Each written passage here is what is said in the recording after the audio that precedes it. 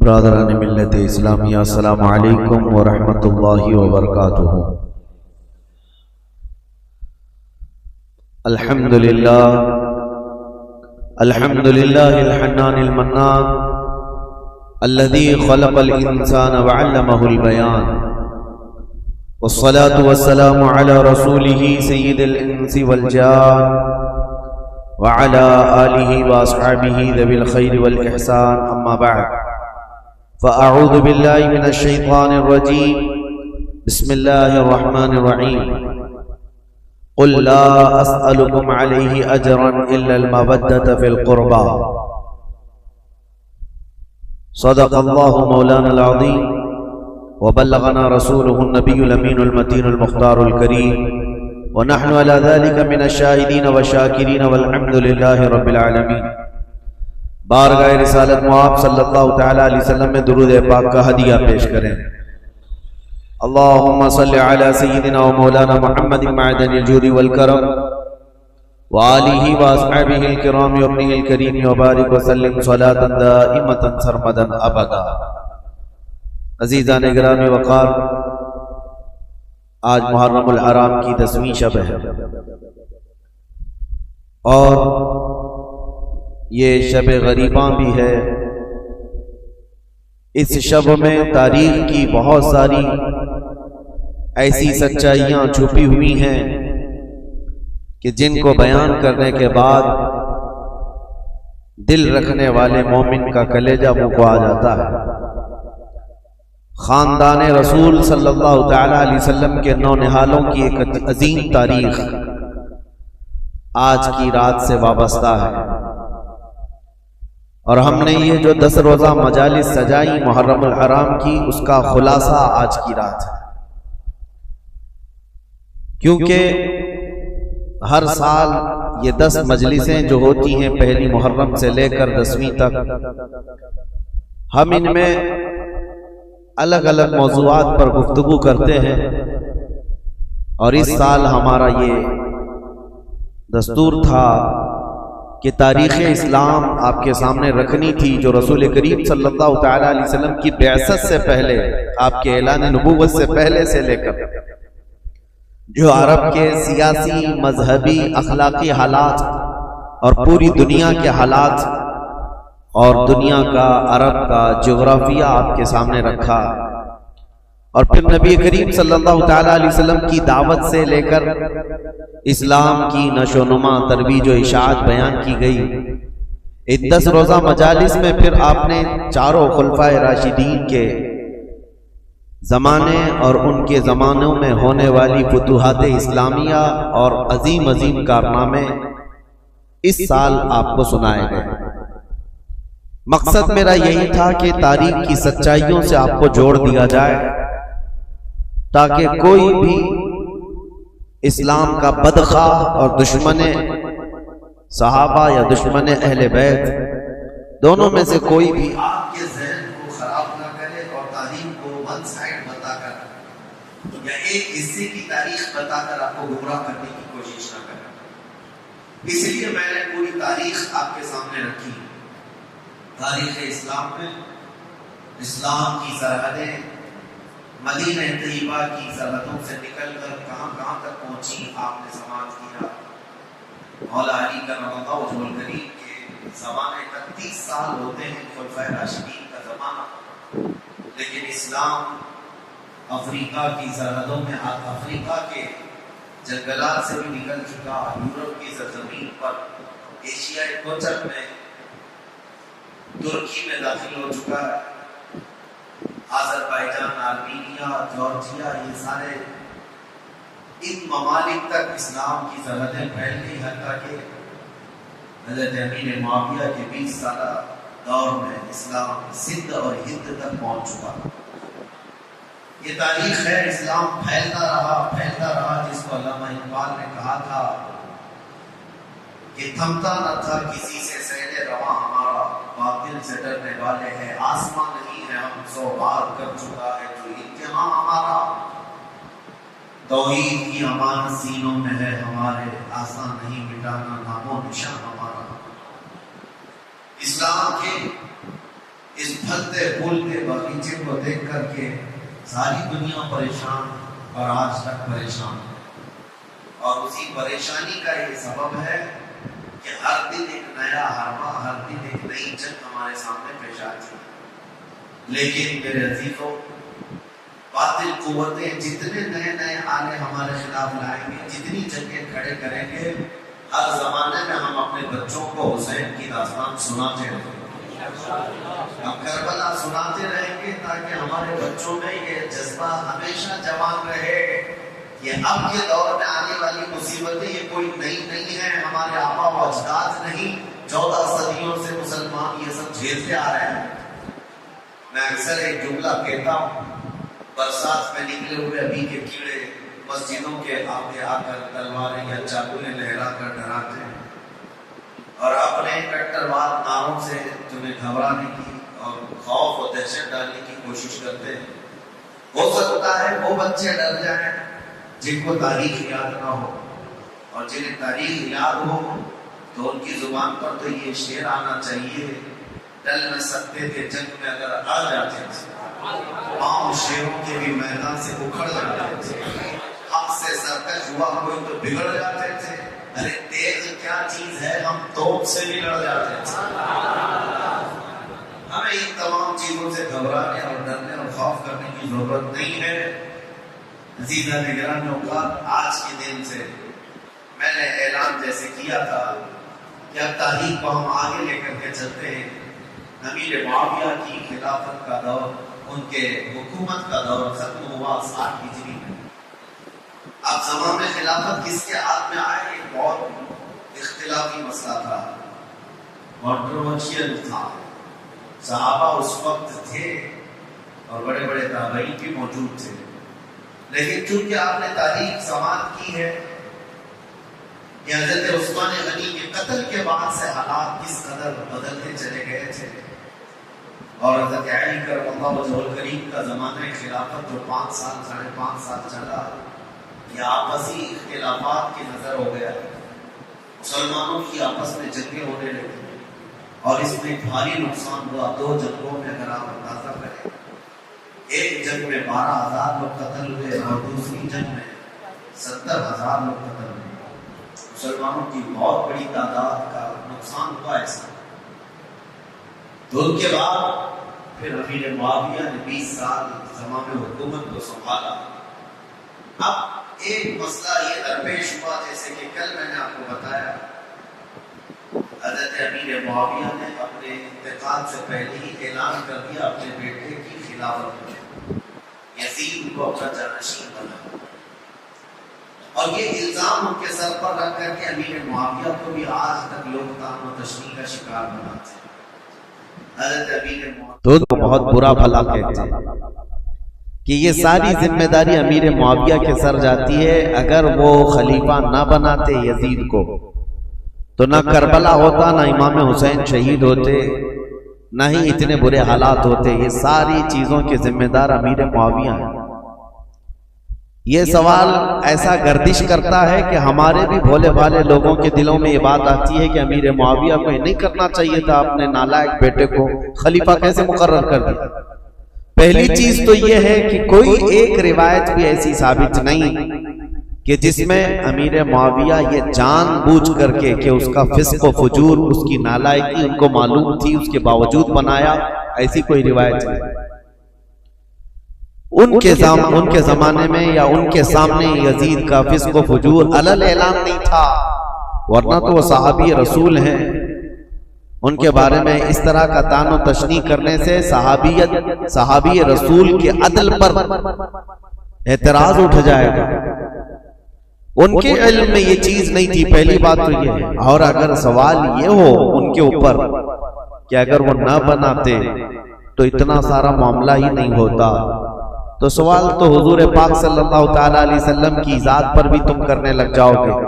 اعتراض کرنے والوں سے کہہ رہے ہیں کہ حضور صلی اللہ تعالیٰ علیہ وسلم تو مخبر صادق ہیں، غیب کی خبریں جاننے والے رسول کریم صلی اللہ تعالیٰ علیہ وسلم کو جبرائیل امین نے یہ امام حسین کے بچپن میں اطلاع دے دی تھی کہ ان کو آپ کی امت قتل کرے گی. یہ روایت تو سنیں نا. بچپن میں امام حسین کی شہادت کی خبر مشہور ہو گئی تھی. تو رسول کریم صلی اللہ تعالی علیہ وسلم کو یہ معلوم تھا کہ امام حسین شہید ہونے والے ہیں. تو کیا یہ نہیں معلوم ہوگا کہ کس کے ذریعے سے قتل ہونے والے ہیں؟ تو یزید کے ذریعے سے اگر امام حسین قتل ہونے والے معلوم ہیں حضور کو، تو حضور صلی اللہ تعالی علیہ وسلم امیر معاویہ کو بلا کے وصیت کر جاتے کہ اے معاویہ، جب تیرے گھر کوئی بیٹا پیدا ہو یزید، اس کو خلیفہ کبھی نہ بنانا ورنہ میرا نواسہ قتل ہو جائے گا. نبی کریم صلی اللہ تعالی علیہ وسلم نے امیر معاویہ کو اس طرح کی کوئی وصیت نہیں کی. تو اعتراض کرنے والے یہ بھی کر سکتے تھے یا یہ بھی کریں گے کہ رسول اللہ صلی اللہ تعالی علیہ وسلم نے وصیت نہیں کی معاویہ کو، جس کی وجہ سے کربلا جیسے حالات پیش آ گئے اور حسین اعظم کا قتل ہو گیا. بلکہ میں تو یہ کہوں گا جن کی عقل ٹھکانے پر نہیں ہے وہ تو یہ بھی اعتراض کریں کہ اللہ کی ذات پر اللہ نے یزید کو پیدا ہی کیوں کیا؟ کیا رب تعالیٰ نہیں جانتا تھا؟ اللہ رب العزت کے علم میں ہر شے ہے. معاملہ یہ ہے میرے عزیزوں، بہت سارے معاملات اگر تم کسی پرٹیکولر ایک ہی آدمی پر اعتراض کرو گے تو یہ حالات اور تقاضے کے مطابق نہیں ہے. بہت سارے معاملات ایسے ہیں جو اس روئے زمین پر صرف امتحان کے لیے لائے گئے ہیں. یہ دنیا دار العمل ہے، یہ دنیا دار الامتحان ہے. یہاں ہر کوئی اپنا امتحان دینے آیا ہے، اور جو سوالات اس طرح کی گردش کرتے کچھ ان کی طرف سے کچھ ان کی طرف سے. آپ کو پتا ہے اللہ کا کروڑوں احسان ہے کہ رسول کریم صلی اللہ تعالی علیہ وسلم کی حدیث یاد کرو. حضور صلی اللہ علیہ وسلم نے حضرت علی سے فرمایا تھا کہ اے علی، ایک جماعت ایسی ہوگی جو تم سے محبت میں مبالغہ کرے گی، غلو کرے گی، اوور کرے گی اور گمراہ ہو کر دوزخ میں جائے. اور ایک جماعت ایسی ہوگی جو تم سے دشمنی کرے گی، نفرت کرے گی اور وہ بھی دوزخ میں جائے گی. بس وہ لوگ جنتی ہیں جو درمیان میں ہیں. حضرت علی رضی اللہ تعالیٰ عنہ کی اتنا برابر بھی توہین نہیں کرتے اور ان کی محبت میں عقیدت میں اتنا غلو نہیں کرتے کہ ان کو نبی کے درجے تک پہنچائے. اور اس جماعت کا نام اہل سنت و جماعت. اور الحمدللہ ہمیں اس بات کا فخر ہے کہ ہم مولا کائنات علی مرتضیٰ کی تعظیم کرتے ہیں، تکریم کرتے ہیں، لیکن نبوت کے درجے تک نہیں پہنچاتے. اب یہ معاملہ اور کچھ جماعت ایسی ہے جو حضرت علی کا ہمیشہ تان و تشنیع کرتے رہتی ہے، گستاخیاں کرتی رہتی ہے. تو اے سنیو، تم فخر کرو، نہ تمہارا شمار اللہ نے کھٹملوں میں رکھا ہے نہ چوہوں میں رکھا ہے. الحمدللہ یہ رسول پاک صلی اللہ تعالی علیہ وسلم کے ان شیروں میں ہمارا شمار ہے جو حق بولتے ہیں اور ہر حق پر قائم رہتے ہیں. ہوتا یہ ہے کہ ادھر سے بھی ادھر سے بھی فساد مچایا جاتا ہے. حضرت علی کے خلاف کچھ جماعتیں بولتی ہیں، حضرت امیر معاویہ کے خلاف کچھ جماعتیں بولتی ہیں. اب حضرت علی رضی اللہ تعالیٰ عنہ اور کربلا کے واقعات کے متعلق جو لوگوں کو پیٹ میں درد ہے اور یہ کہتے ہیں، یہ مولانا لوگ بڑے بڑے واقعات سناتے ہیں، لمبی داستانیں سناتے ہیں، کربلا کے میدان میں یہ ہوا وہ ہوا. حسین اعظم کربلا کے میدان میں گئے تھے، ان کے سامنے ان کے بچے شہید ہو رہے تھے، کٹ رہے تھے. اور حسین کون ہے؟ رسول اللہ کے نواسے. حسین کون ہے؟ علی کے بیٹے. حسین کون ہے؟ فاطمہ کے جگر گوشت. ان کے ساتھ نسبتیں رضوان اللہ تعالی علیہ مجمعین. اتنے بڑے حسین اعظم اور صحابی رسول ہیں جس کے درجے کو کوئی غوث بھی نہیں پہنچ سکتا. یہ بات تو طے ہے. اب یہ سوال چوہوں کی طرف سے جو یہ کہتے ہیں کہ جب کربلا کے میدان میں وہ اپنے بچوں کو نہیں بچا سکے تو پھر کوئی غوث اور کوئی قطب کوئی ولی تمہارے پکارنے پر تمہاری مدد کیسے کر سکتے ہیں؟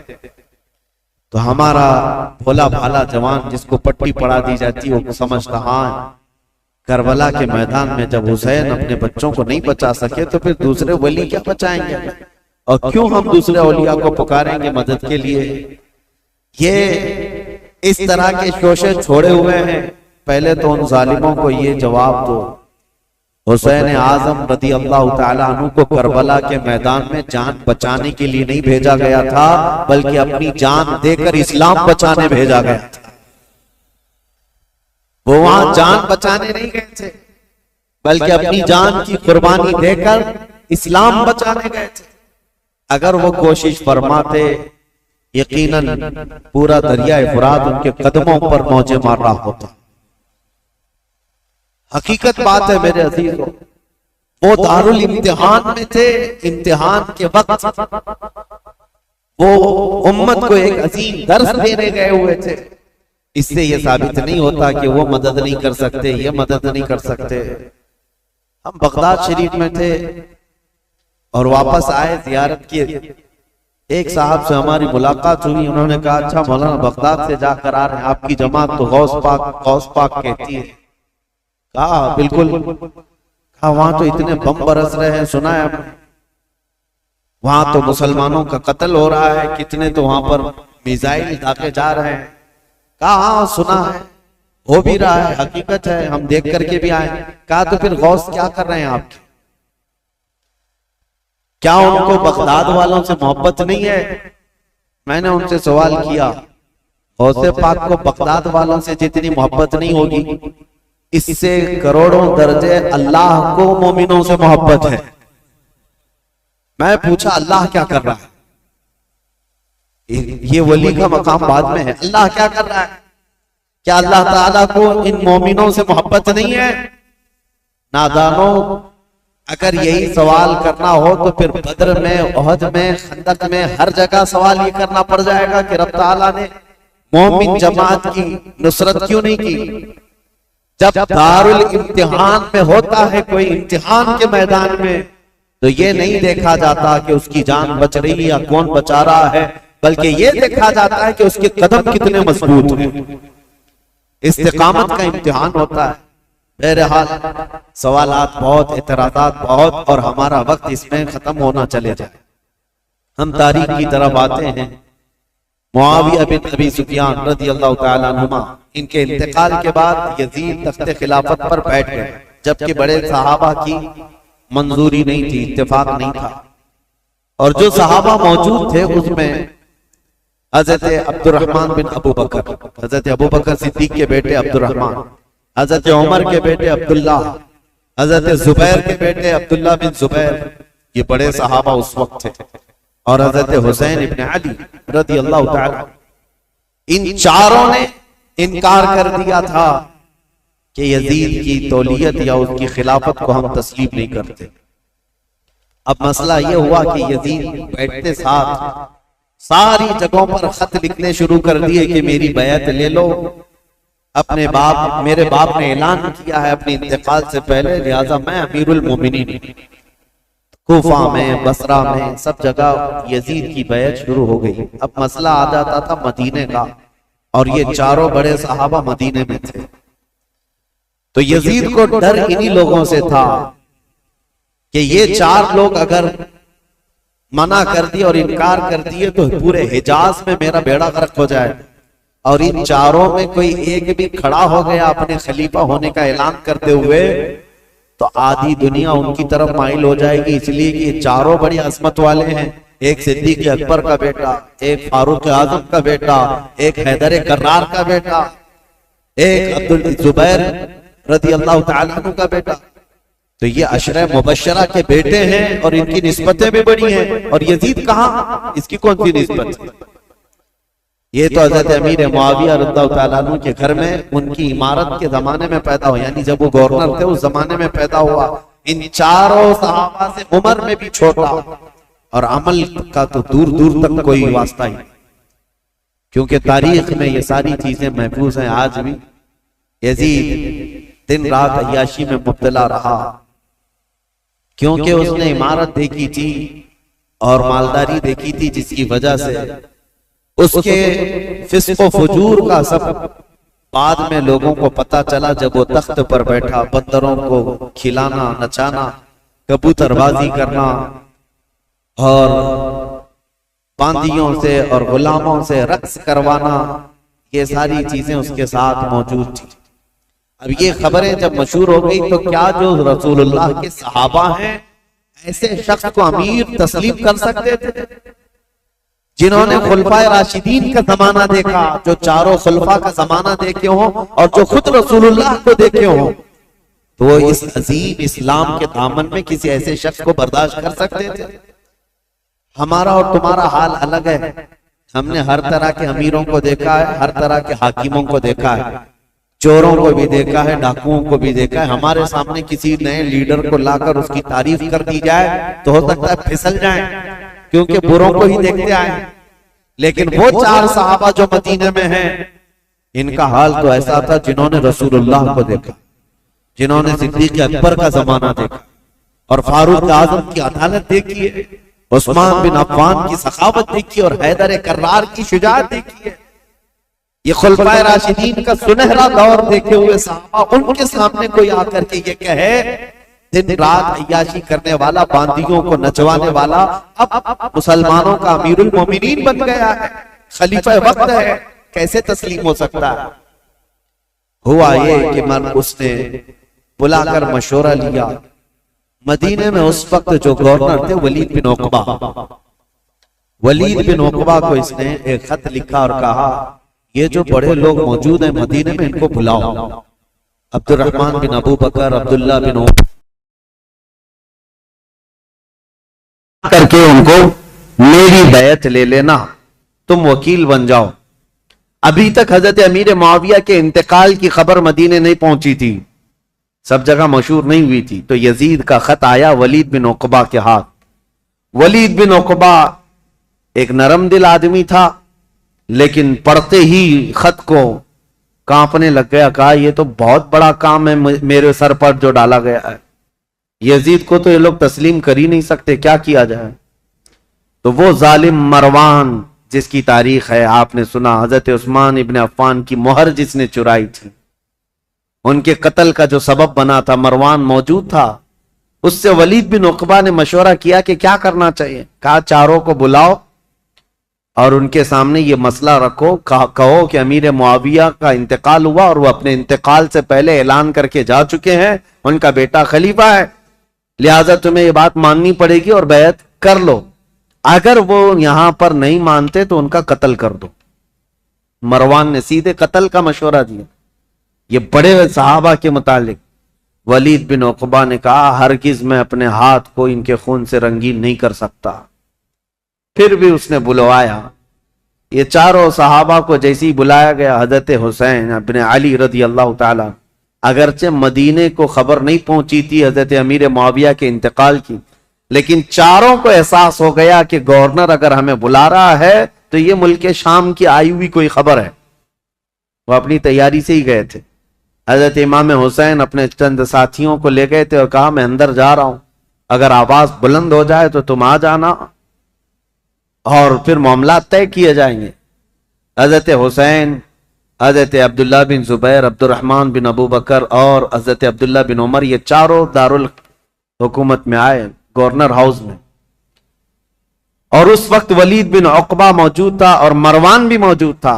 اس نے خط پڑھ کر کے سنایا یزید کا خط آیا ہے اور وہ خلافت کا حقدار تھا، اس لیے امیر معاویہ نے اس کے خلیفہ ہونے کا اعلان کر دیا، لہذا میں اس کا وکیل ہوں. یزید امیر المومنین کی طرف سے میں تم سے بیعت لیتا ہوں.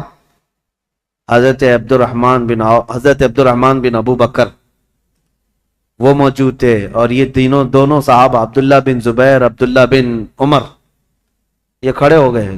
کہا ہمیں ایک دن کی مہلت دے دو، ایک دن کی مہلت دے دو. وہ نکلے. حضرت امام حسین کو اس نے پکڑ لیا. کہا کیونکہ اسے پتا تھا کہ اب یہاں مضبوط خلافت کا کوئی دعوے دار ہے تو حضرت علی کے بیٹے ہو سکتے ہیں، کیونکہ ان کی طرف پوری دنیا مائل تھی. حضرت امام حسین سے پوچھا تو حضرت امام حسین نے کہا سب سے پہلی بات تو یہ ہے کہ ہم جیسوں کو یہ زیب نہیں دیتا کہ یزید جیسا شخص خلافت کے تخت پر بیٹھ جائے. ہمیں یہ زیب نہیں دیتا کہ ایسی کوئی خبر بھی ہم سنیں، کیونکہ یہ تخت خلافت کسی بادشاہ کا نہیں، یہ رسول اللہ کی نیابت کا ہے. رسول کریم صلی اللہ تعالی علیہ وسلم کی سنتیں جس کے اندر نہیں، وہ ان کی نیابت کیا کر سکتا ہے؟ تو ولید بن عقبہ نے کہا معاملہ گرم ہو جائے گا، حسین تو تیار نہیں۔ پھر کہا نہیں، آپ کو تو بیعت کرنا ہوگا۔ حضرت امام حسین نے کہا میں اس طرح چھپ کر بیعت کرنے والا نہیں، جب سارے مدینے والے سب لوگ بیعت کریں گے تب میں بھی علل اعلان آؤں گا، سب کے ساتھ آؤں گا، آج مجھے جانے دو۔ ولید بن عقبہ نے ان کو بھی جانے دیا، ٹھیک ہے۔ جیسے ہی یہ گئے، مروان بن حکم کھڑا ہوا اور کہا ولید بن عقبہ کو، کہا کہ تو نے بہت بڑا موقع گنوا لیا، آج ان کو قتل کر دینے کا سب سے بہترین موقع تھا، تو گنوا لیا، اور تو آج ان سے بیعت نہیں لے سکا۔ مروان کہہ رہا ہے دیکھ لینا زندگی پر اب تجھے حسین سے بیعت کبھی نہیں مل سکے گی، ایک بار وہ یہاں سے جا چکے ہیں، حسین کبھی بھی بیعت نہیں کر سکتے، تیرے لیے اچھا موقع تھا۔ ولید بن عقبہ نے کہا میرے لیے ساری دنیا آ جائے لیکن میں حسین کے خون سے اپنا ہاتھ رنگین نہیں کر سکتا، اس لیے کہ وہ رسول اللہ کے قرابت دار نواز ہیں۔ تو مروان بن حکم نے ولید بن عقبہ کی شکایت لکھ کر کے بھیجی یزید کے پاس کہ اس کی نرم دلی کی وجہ سے یہ چاروں چلے گئے۔ اور ہوا کیا، عبداللہ بن زبیر اور عبداللہ بن عمر رات کے وقت ہی اپنا سامان لیے اور مکہ چلے گئے، مدینہ طیبہ چھوڑ کر چلے گئے کہ دوسرے دن پھر یہ گورنر بلائے گا اور زبردستی کرے گا، لیکن مکہ میں جائیں گے تو حرم پاک میں خانہ کعبہ کے اطراف کوئی کسی کو زور زبردستی نہیں کر سکتا جو حرم میں جائے گا، جنگ بھی حرام ہے، قتل و قتال بھی حرام ہے۔ تو یہ صحابہ وہاں چلے گئے اور وہاں جا کر انہوں نے پناہ لی۔ اب امام حسین مدینہ میں تھے، دوسرا دن آیا تو پھر دوسرے دن پھر اس نے بلایا ولید بن عقبہ نے کہ آؤ۔ امام حسین رضی اللہ تعالیٰ عنہ نے آج پھر کہا کہ نہیں، میں اس بیعت کے لیے راضی نہیں ہوں اور مجھے زور زبردستی نہ کیا جائے۔ ولید بن عقبہ نے کہا اے حسین ابن علی، میں آپ کی تعظیم کرتا ہوں، آپ کی عزت کرتا ہوں، لیکن میرے اوپر ملک شام کا حکم آیا ہے، پریشر میں ہے، میرے اوپر دباؤ ہے، لہٰذا ایک ہی راستہ ہے کہ آپ یا تو میرے اس شہر میں یا حدود میں نہ رہیں جہاں میری گورنری ہے، یا تو بیعت کر لیجئے۔ امام حسین نے کہا میں شہر تو چھوڑ دوں گا لیکن بیعت نہیں کروں گا۔ اور کون سے شہر چھوڑنے کی بات؟ مدینۃ الرسول۔ امام حسین اپنے خاندان والوں کو آ کر بتاتے ہیں، اور امام حسین نے اہل بیت کے گھرانے میں یہ بات بتائی کہ آج ہمارے لیے ایسی حالت آ گئی ہے، مدینے میں رہنا ہے تو ہمیں اس کی بیعت قبول کرنا ہوگا اور اس کو امیر المومنین تسلیم کرنا ہوگا، یا تو پھر مدینے سے باہر نکل کر جیسے میرے دو بھائی مکہ چلے گئے، عبداللہ بن زبیر اور عبداللہ بن عمر، اسی طرح مجھے بھی مکہ حرم کعبہ میں جانا ہوگا۔ اہل بیت کا بچہ بچہ کہنے لگا رسول کریم صلی اللہ تعالی علیہ وسلم کا شہر چھوٹ رہا ہے، اے امام علی مقام، اس کو گوارا کر لیں گے لیکن رسول اللہ کی شریعت چھوٹ جائے یہ گوارا نہ کریں۔ حضور کے شریعت پر اور اسلام کی تاریخ میں ایسا کوئی دھبا آ جائے یہ گوارا نہ ہو۔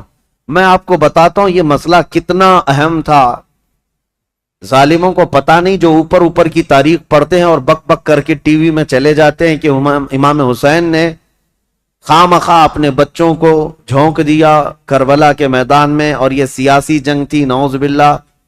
اور بعض یہ کہتے ہیں کہ خروج کیا، خروج کا مطلب ہوتا ہے بغاوت کیا۔ جب ایک امیر المومنین ہو گیا تھا، خلیفہ وقت ہو گیا تھا، تو امام حسین بغاوت کر کے کیوں گئے؟ اس طرح کے جو اعتراضات کرتے ہیں ان ظالم ناعاقبت اندیشوں کو خبر تک نہیں ہے تاریخ کی سچائیاں، انہیں معلوم بھی نہیں ہے۔ یہ ہو سکتا ہے یزید کی ذریت کے لوگ ہوں یا یزید کے مشاغل اور اس کے کاموں سے اتفاق رکھتے ہوں، اسی لیے اس کو آج بھی رضی اللہ عنہ لکھتے ہیں۔ آج بھی ایسی قوم موجود ہے، ایک طرف رسول اللہ کا پورا گھرانہ ہے۔ کیا امام حسین جن کو رسول کریم صلی اللہ تعالی علیہ وسلم نے اپنی گود میں رکھ کر پالا ہو، بلکہ سیدنا ابو ہریرہ سے یہ روایت ہے کہ حضور صلی اللہ تعالی علیہ وسلم امام حسین کا لعاب پاک، امام حسین کا لعاب تھوک خود حضور صلی اللہ علیہ وسلم اس طرح چوستے تھے۔ حدیث کے الفاظ ہیں کہ یمتص رسول اللہ صلی اللہ تعالی علیہ وسلم لعاب الحسین کما یمتص التمر، حسین کا لعاب رسول اللہ ایسے چوستے جیسے کوئی کھجور چوس رہا ہو. جس کے حلق میں نبی کریم صلی اللہ تعالی علیہ وسلم کا لعاب پاک گیا ہو، کیا وہ ناحق فیصلہ کرے گا؟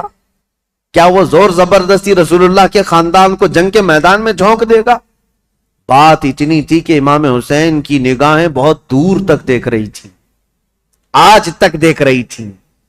اسی لیے کسی شاعر نے کہا ہے کہ نہ پوچھ وقت ان بے کتاب اور ان بے زبان کتابوں سے، نہ پوچھ وقت ان بے زبان کتابوں سے، جب اذان ہوتی ہے تو سمجھ حسین زندہ ہے.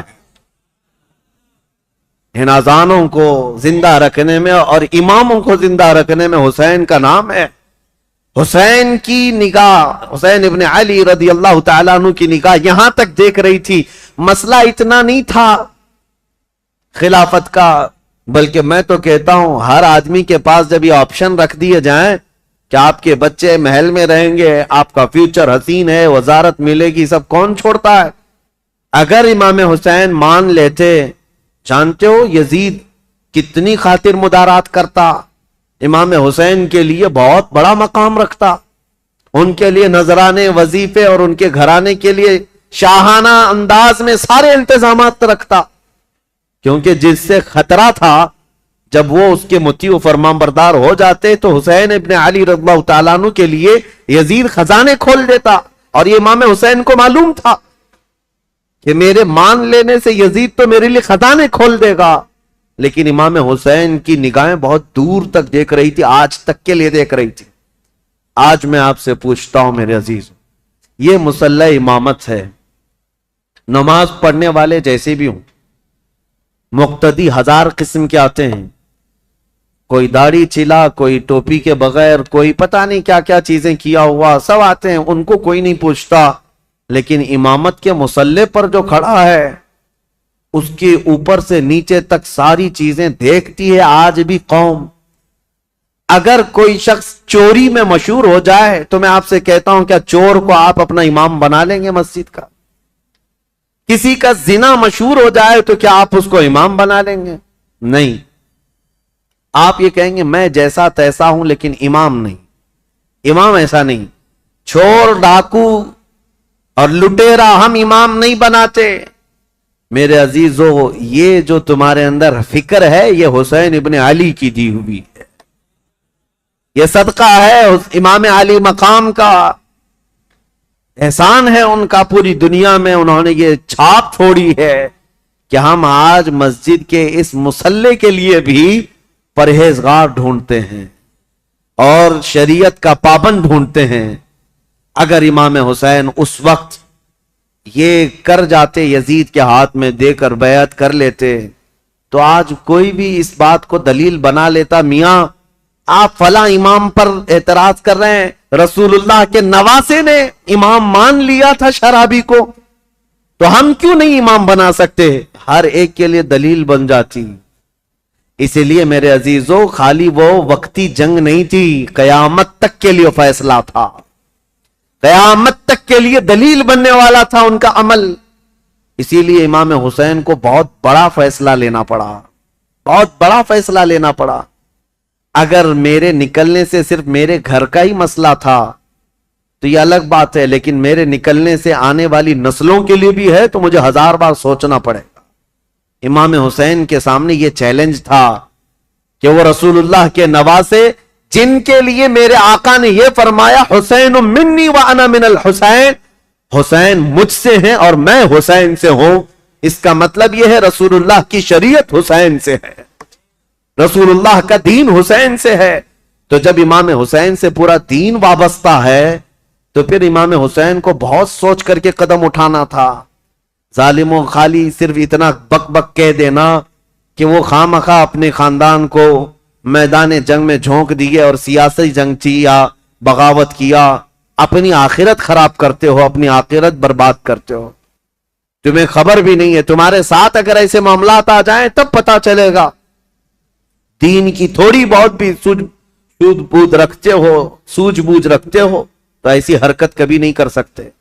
اب امام حسین گھر والوں کو آ کر بتاتے ہیں، گھر والے تیار ہوئے، ٹھیک ہے مدینہ رسول چھوڑ کر جائیں، اور وہ رات بھی آ گئی جب رسول اللہ کا یہ عظیم نواسہ مدینے سے رخصت ہو رہا ہے، جہاں ان کی پیدائش ہوئی 4 ہجری شعبان المعظم کا مہینہ تھا، جب امام حسین مدینے میں پیدا ہوئے تھے۔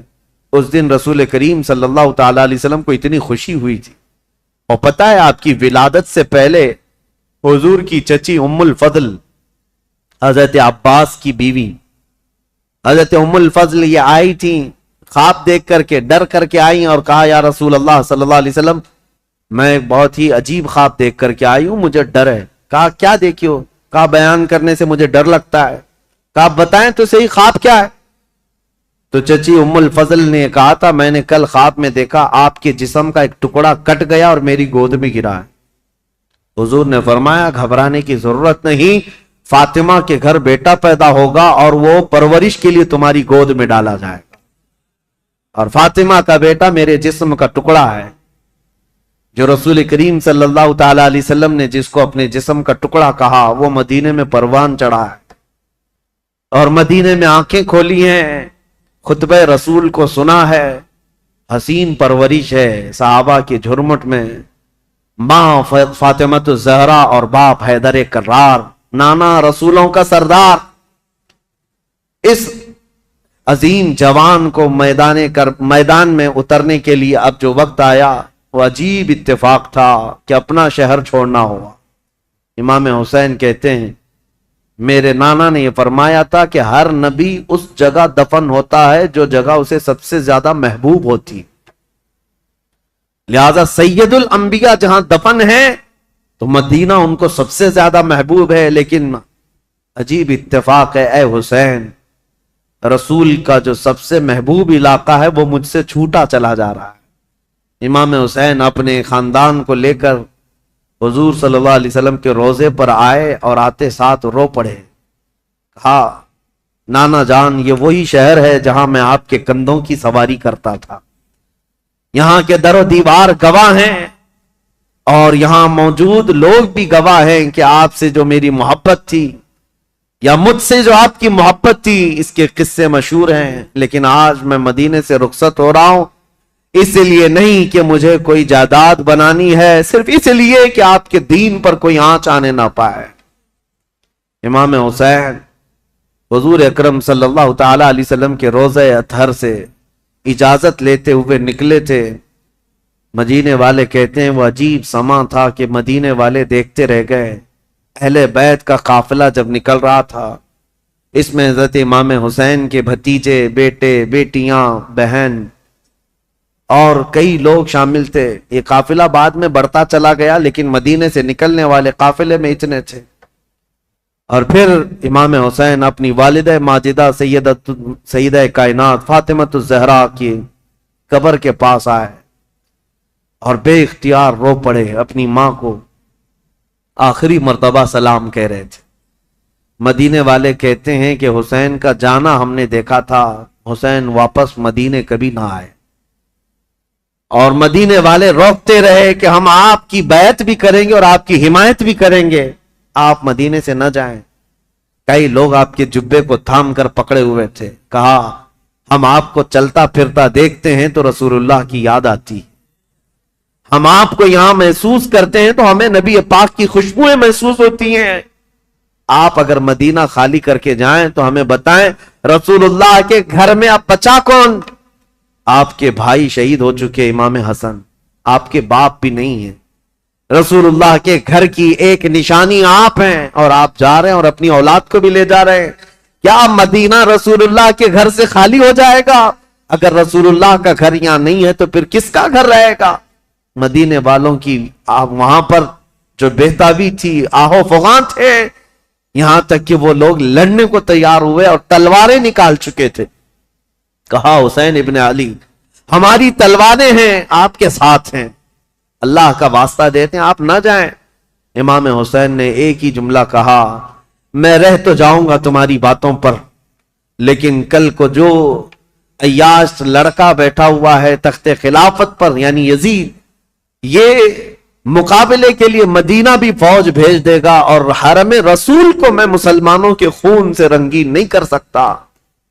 نبی پاک کا شہر میری وجہ سے خون آلود ہو جائے، مجھے یہ گوارا نہیں۔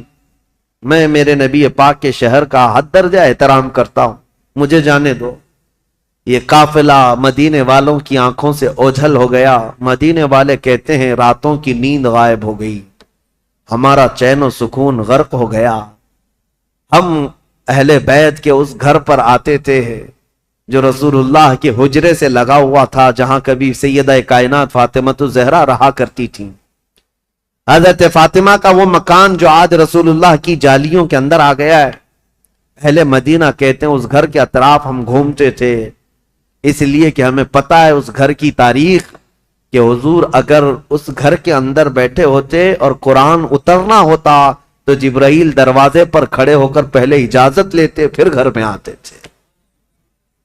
دوسری جگہوں پر جبرائیل امین براہ راست حضور پر وحی لے کر آتے تھے، آیتیں لے کر آتے، لیکن جب فاطمۃ الزہرا کے گھر میں حضور ہوتے تھے تو جبرائیل اجازت لے کر آتے تھے۔ اہل مدینہ کہتے ہیں وہ گھر خالی ہو چکا تھا، اس گھر کے اندر اب کوئی نہیں تھا۔ اہل بیت نبوت کا یہ گھرانہ، رسول اللہ کا یہ خاندان سب چل پڑا تھا۔ مدینے والے کہتے بھی تھے کہ کیسا وقت آ گیا کہ آج نبی پاک نے جس مدینے کو عظمت کا بلند مقام دے دیا، اس مدینے میں ان کے ہی گھر کے لوگ رہنے کے لیے آج پریشان کیے جا رہے ہیں، ستائے جا رہے ہیں، اور یہاں سے ہجرت کرنے پر مجبور کیے گئے۔ امام حسین ابن علی رضی اللہ تعالیٰ اپنے خاندان سمیت نکل کر کے مکہ مکرمہ پہنچے۔ شعبان المعظم کا مہینہ تھا، تقریباً 4 تاریخ تھی جو حضرت امام حسین کی پیدائش کی تاریخ۔ جب تقریباً 4 شعبان کی تاریخ 4 شعبان کو مکہ مکرمہ میں داخل ہوئے، مکہ والوں نے شاندار استقبال کیا۔ عبداللہ بن زبیر بھی وہاں تھے، عبداللہ بن عمر بھی وہاں تھے۔ انہوں نے کہا حسین ابن علی آپ آ گئے مدینے سے سلامتی کے ساتھ، اہلاً و سہلاً مرحبا، آپ کے لیے مبارکبادی ہو۔ ولید بن عقبہ سے، مروان بن حکم سے، یزید سے آپ نے جان بچا لی، اب امن و امان میں آپ رہیں۔ مکہ مکرمہ میں یہ خاندان نبوت، اہل بیت کا گھرانہ خوشحالی کے ساتھ رہ رہا تھا۔ لیکن برا ہو ان کوفی شیعوں کا، شیعان علی ایک جماعت ہے جو بعد میں چل کر شیعہ کہتے ہیں نا، شیعہ کا مطلب حمایتی۔ حضرت علی رضی اللہ تعالیٰ عنہ کے حمایتیوں کی ایک جماعت تھی، شیعان علی ان کو کہا جاتا تھا، جو کوفہ میں رہتے تھے، برسوں سے حضرت علی کے زمانے سے تھے، کیونکہ حضرت علی نے بھی دارالخلافہ کوفہ کو بنایا تھا، اور حضرت علی کے بعد امام حسن بھی وہاں رہے کوفہ میں، اور اس کے بعد وہ ہجرت کر کے مدینے چلے گئے، تب پھر امام حسین بھی گئے تھے۔ تو کوفہ والوں کا تعلق حضرت علی کے گھرانے سے پہلے سے تھا۔ اور امام حسین کی یہ تاریخ میں آپ کو بتاتا ہوں کہ جب امیر معاویہ یعنی حکومت کر رہے تھے، اس وقت بھی کوفہ والے امام حسین کو خط لکھ کر بلا رہے تھے کہ امیر معاویہ کو معزول کر دیتے ہیں، آپ آ جائیے۔ امام حسین نے منع کیا، کہا کہ میں پھر سے وہ عظیم جنگیں دیکھنا نہیں چاہتا ہوں جو میرے باپ کے زمانے میں ہوئی ہیں۔ تو حضرت امام حسین گئے نہیں، امیر معاویہ کے زمانے سے کوفہ والے خط لکھ رہے تھے، آپ آ جائیے۔ اب جب امیر معاویہ کا انتقال ہو گیا اور یزید تخت خلافت پر بیٹھ گیا تو کوفہ والوں نے ایک میٹنگ کی۔ کوفہ عراق کا ایک شہر ہے، عراق میں آج بھی وہ شہر موجود ہے، اور جتنے اہل بیت سے محبت کرنے والے لوگ تھے سب جمع ہوئے اور میٹنگ کیا، اور وہ ایک شخص کے گھر میں میٹنگ ہوئی جس کا نام مسلم بن سرد بتایا گیا ہے، اور وہ شخص سارے لوگوں کو جمع کر کے کہتا ہے دیکھو امیر معاویہ کا تو انتقال ہو گیا اور یزید بیٹا ہے، تم سب کی رائے کیا ہے؟ کیا علی کے بیٹے حسین خلافت کے سب سے زیادہ حقدار نہیں ہیں؟ کوفہ والوں نے ایک زبان ہو کر کہا ہاں، رسول اللہ کے نواسے علی ابن ابی طالب کے بیٹے، ان سے زیادہ حقدار کون ہے؟ تو ان لوگوں نے کہا کہ ہم نے یہ سنا ہے کہ امام حسین نے بھی یزید کی بیعت کو قبول کرنے سے منع کر دیا اور وہ مدینہ چھوڑ کر مکہ جا چکے ہیں. اے لوگوں تمہارا کیا خیال ہے ہم حسین ابن علی کو یہاں بلا نہ لیں؟ ہم کوفہ بلا لیتے ہیں اور یہاں بلا کر ان کی خلافت کو تسلیم کرتے ہیں, ان کے ہاتھ میں بیعت کر لیں گے اور پھر دھیرے دھیرے پورا حجاز امام حسین کے ہاتھ پر بیعت کر لے گا, پورا عرب بیعت کر لے گا اور یزید کو ہم اتار دیں گے تخت خلافت سے. تو کوفہ والے اس بات پر سب اتفاق, اور پھر سارے لوگوں نے مل کر کے خط لکھا امام حسین کے نام پر. عبداللہ بن صبح حمدانی نام سے ایک شخص تھا, اس کے ہاتھ میں خط دے کر بھیجے جس میں کوفہ کے بڑے رئیس اور ذمہ دار جو لوگ تھے, وہاں کے جو سردار تھے, ان کی دستخطیں تھیں, ان کی مہریں لگی ہوئی تھیں. یہ خط رمضان کی 10 تاریخ کو آیا. کہاں؟ مکہ مکرمہ میں. مکہ مکرمہ میں امام حسین کے پاس یہ خط آیا تو امام حسین نے دیکھا, اس میں یہ لکھا ہوا تھا, کوفہ والوں نے لکھا تھا, اللہ کی حمد و ثنا کے بعد, حضور کی صلاۃ و سلام کے بعد کہا امیر معاویہ کا انتقال ہو گیا اور ان کے بعد یزید جیسا فاسق و فاجر شخص بیٹھا ہے, لہذا ہم اس کی امارت اور اس کی خلافت کو نہیں تسلیم کرتے. اے علی کے بیٹے حسین, آپ تشریف لے آئیں, ہمارے سر پر کوئی امام نہیں ہے, آپ تشریف لائیں, ہم آپ کے ہاتھ پر بیعت کرتے ہیں. یہ خط کا مضمون تھا. امام حسین رضی اللہ تعالیٰ عنہ نے یہ حرم کعبہ میں اس خط کو پڑھا, اس کے بعد لوگوں سے پوچھا اب سنیے, کوئی ایک شخص نے بھی اس بات پر رضامندی کا اظہار نہیں کیا. جو بڑے صحابہ تھے انہوں نے کہا کوفہ والوں کی بات پر کبھی یقین نہیں کیا جا سکتا, یہ غدار لوگ ہیں, دھوکہ دے دیتے ہیں, یہ غدار لوگ ہیں, دھوکہ دیتے ہیں. آپ کے باپ کو بھی کوفہ میں شہید کیا گیا, آپ کے بھائی کو بھی شہید کیا گیا ہے, اب آپ وہاں کیوں جانا چاہتے ہیں؟ مت جائیں, مکہ آپ کے لیے امن و امان کے ساتھ. حضرت امام حسین نے ان خطوط کو نظر انداز کر دیا, لیکن 2-3 دن کے بعد تقریباً 53 یا 55 لوگ کوفہ سے چل کر کے مکہ مکرمہ آئے اور طواف کعبہ کے بعد سب امام حسین کے پاس نظر و نیاز لے کر کے آئے اور اس کے بعد پھر خطوط لے کر آئے, کوفہ والوں کے حالات بتائے. امام حسین نے دوبارہ صحابہ سے مشورہ کیا کہ کیا کرنا چاہیے, تب پھر صحابہ نے وہی بات کی, کوفہ والے غدار قسم کے لوگ ہیں, طبیعت کے اندر ان کے استقامت نہیں, کسی ایک بات پر جمتے نہیں ہیں, آپ مت جائیں. دوسری مرتبہ بھی امام حسین صبر کر کے رہ گئے. رمضان کا مہینہ ختم ہونے کو آیا, تقریباً خطوط کا سلسلہ جاری رہا, اتنے کہ 10,000 کے قریب لوگوں نے امام حسین کو دعوت دی اور اخیر میں یہ دعوت دی کہ اے حسین ابن علی, کل قیامت کے دن اگر اللہ تعالی ہم سے یہ سوال کر لے کہ فاسق و فاجر معاویہ کے بیٹے سے تم نے بیعت کیسے کی, اس کو امیر کیسے بنایا, تو ہم اللہ کی بارگاہ میں قیامت میں یہ جواب دیں گے کہ اے رب العالمین, ہم نے تو رسول اللہ کے نواسے کو بلایا تھا مگر انہوں نے انکار کیا تو ہمارے پاس کوئی چارہ نہیں تھا, اس لیے ہم نے یزید کی بیعت کر لی. یہ تو ایموشنل بلیک میلنگ ہے. بہت سارے لوگ آج ہمیں یوں بولتے ہیں پروگرام کی تاریخ دے دیجئے نہیں تو پورا علاقہ دیوبندی ہو جائے, پروگرام کی تاریخ دے دیجئے نہیں تو یہاں ایسا ہو جائے. میرے عزیزو, تمہارے ذمے بھی تو کچھ ہے, تمہارے ذمے بھی تو کوئی چیزیں ہیں. امام حسین نے اس خط کو پڑھنے کے بعد پھر سارے لوگوں سے مشورہ کیا اور اس کے بعد کہا اب میرے لیے اتمام حجت کرنی ہوگی, یعنی مجھے تو جانا ہی ہوگا کیونکہ انہوں نے قیامت کا واسطہ دے دیا ہے. تو 1000 لوگوں نے مکہ مکرمہ میں آپ کو روکنے کی کوشش کی, آپ نہ رکے, حتیٰ کہ ذی الحجہ کا مہینہ ہے, حج کے لیے سارے قافلے مکہ آ رہے ہیں, مکہ مکرمہ آ رہے ہیں, اور امام حسین یہاں سے نکلنے پر تلے ہوئے ہیں. لیکن اس سے پہلے امام حسین رمضان سے لے کر ذی الحجہ تک یہ بحث مباحثہ ہوتا رہا, اور عام بات نہیں ہے, عام بحث و مباحثہ نہیں ہے. عبداللہ بن زبیر جو صحابی ہیں نا, امام حسین کی جماعت کے ساتھ لڑنے کو بھی آ گئے تھے.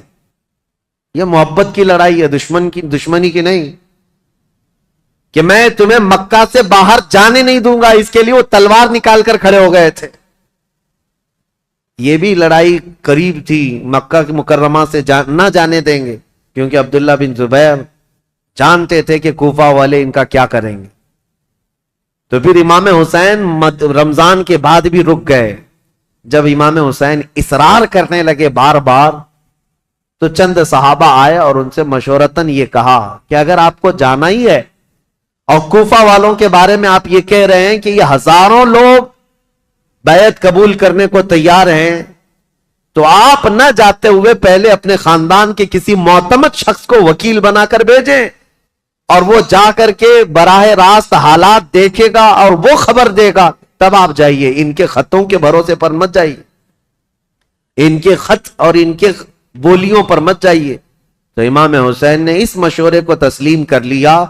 پھر اپنے بھائی مسلم بن عقیل کو، چچیرے بھائی تھے، حضرت امام مسلم بن عقیل جو ہیں یہ حضرت امام حسین کے چچیرے بھائی، حضرت عقیل حضرت علی کے سگے بھائی۔ تو مسلم بن عقیل سے آپ بڑی محبت رکھتے تھے اور معتمد بھی تھے امام حسین کے۔ بلایا اور کہا کہ بھائی تم جاؤ کوفہ اور میری جانب سے وہاں لوگوں سے بیعت لے لینا وکیل بن کر، اور حالات دیکھ کر کے مجھے خبر کر دینا۔ یہ تاریخ ہے۔ ایک طرف یزید ساری جگہوں پر اپنے سخت گیر حکام کو نافذ کر چکا ہے، بہت جلاد قسم کے گورنروں کو بٹھایا ہوا ہے، اور ایک طرف امام حسین رضی اللہ تعالیٰ عنہ اور ان کے حامیوں کا یہ ایک طریقے سے معاملہ چل رہا تھا، خلافت کو لے کر کے یہ باتیں چلی رہی تھی۔ تو حضرت امام حسین نے جب اپنے بھائی امام مسلم کو بھیجا تو وہ نکلے کوفہ کے لیے، اور جب وہ کوفہ جا رہے تھے تو تاریخ میں موجود ہے امام مسلم بن عقیل کے دو چھوٹے بچے محمد اور ابراہیم بھی ساتھ ہو گئے، کیونکہ وہ باپ کے بغیر رہتے نہیں تھے۔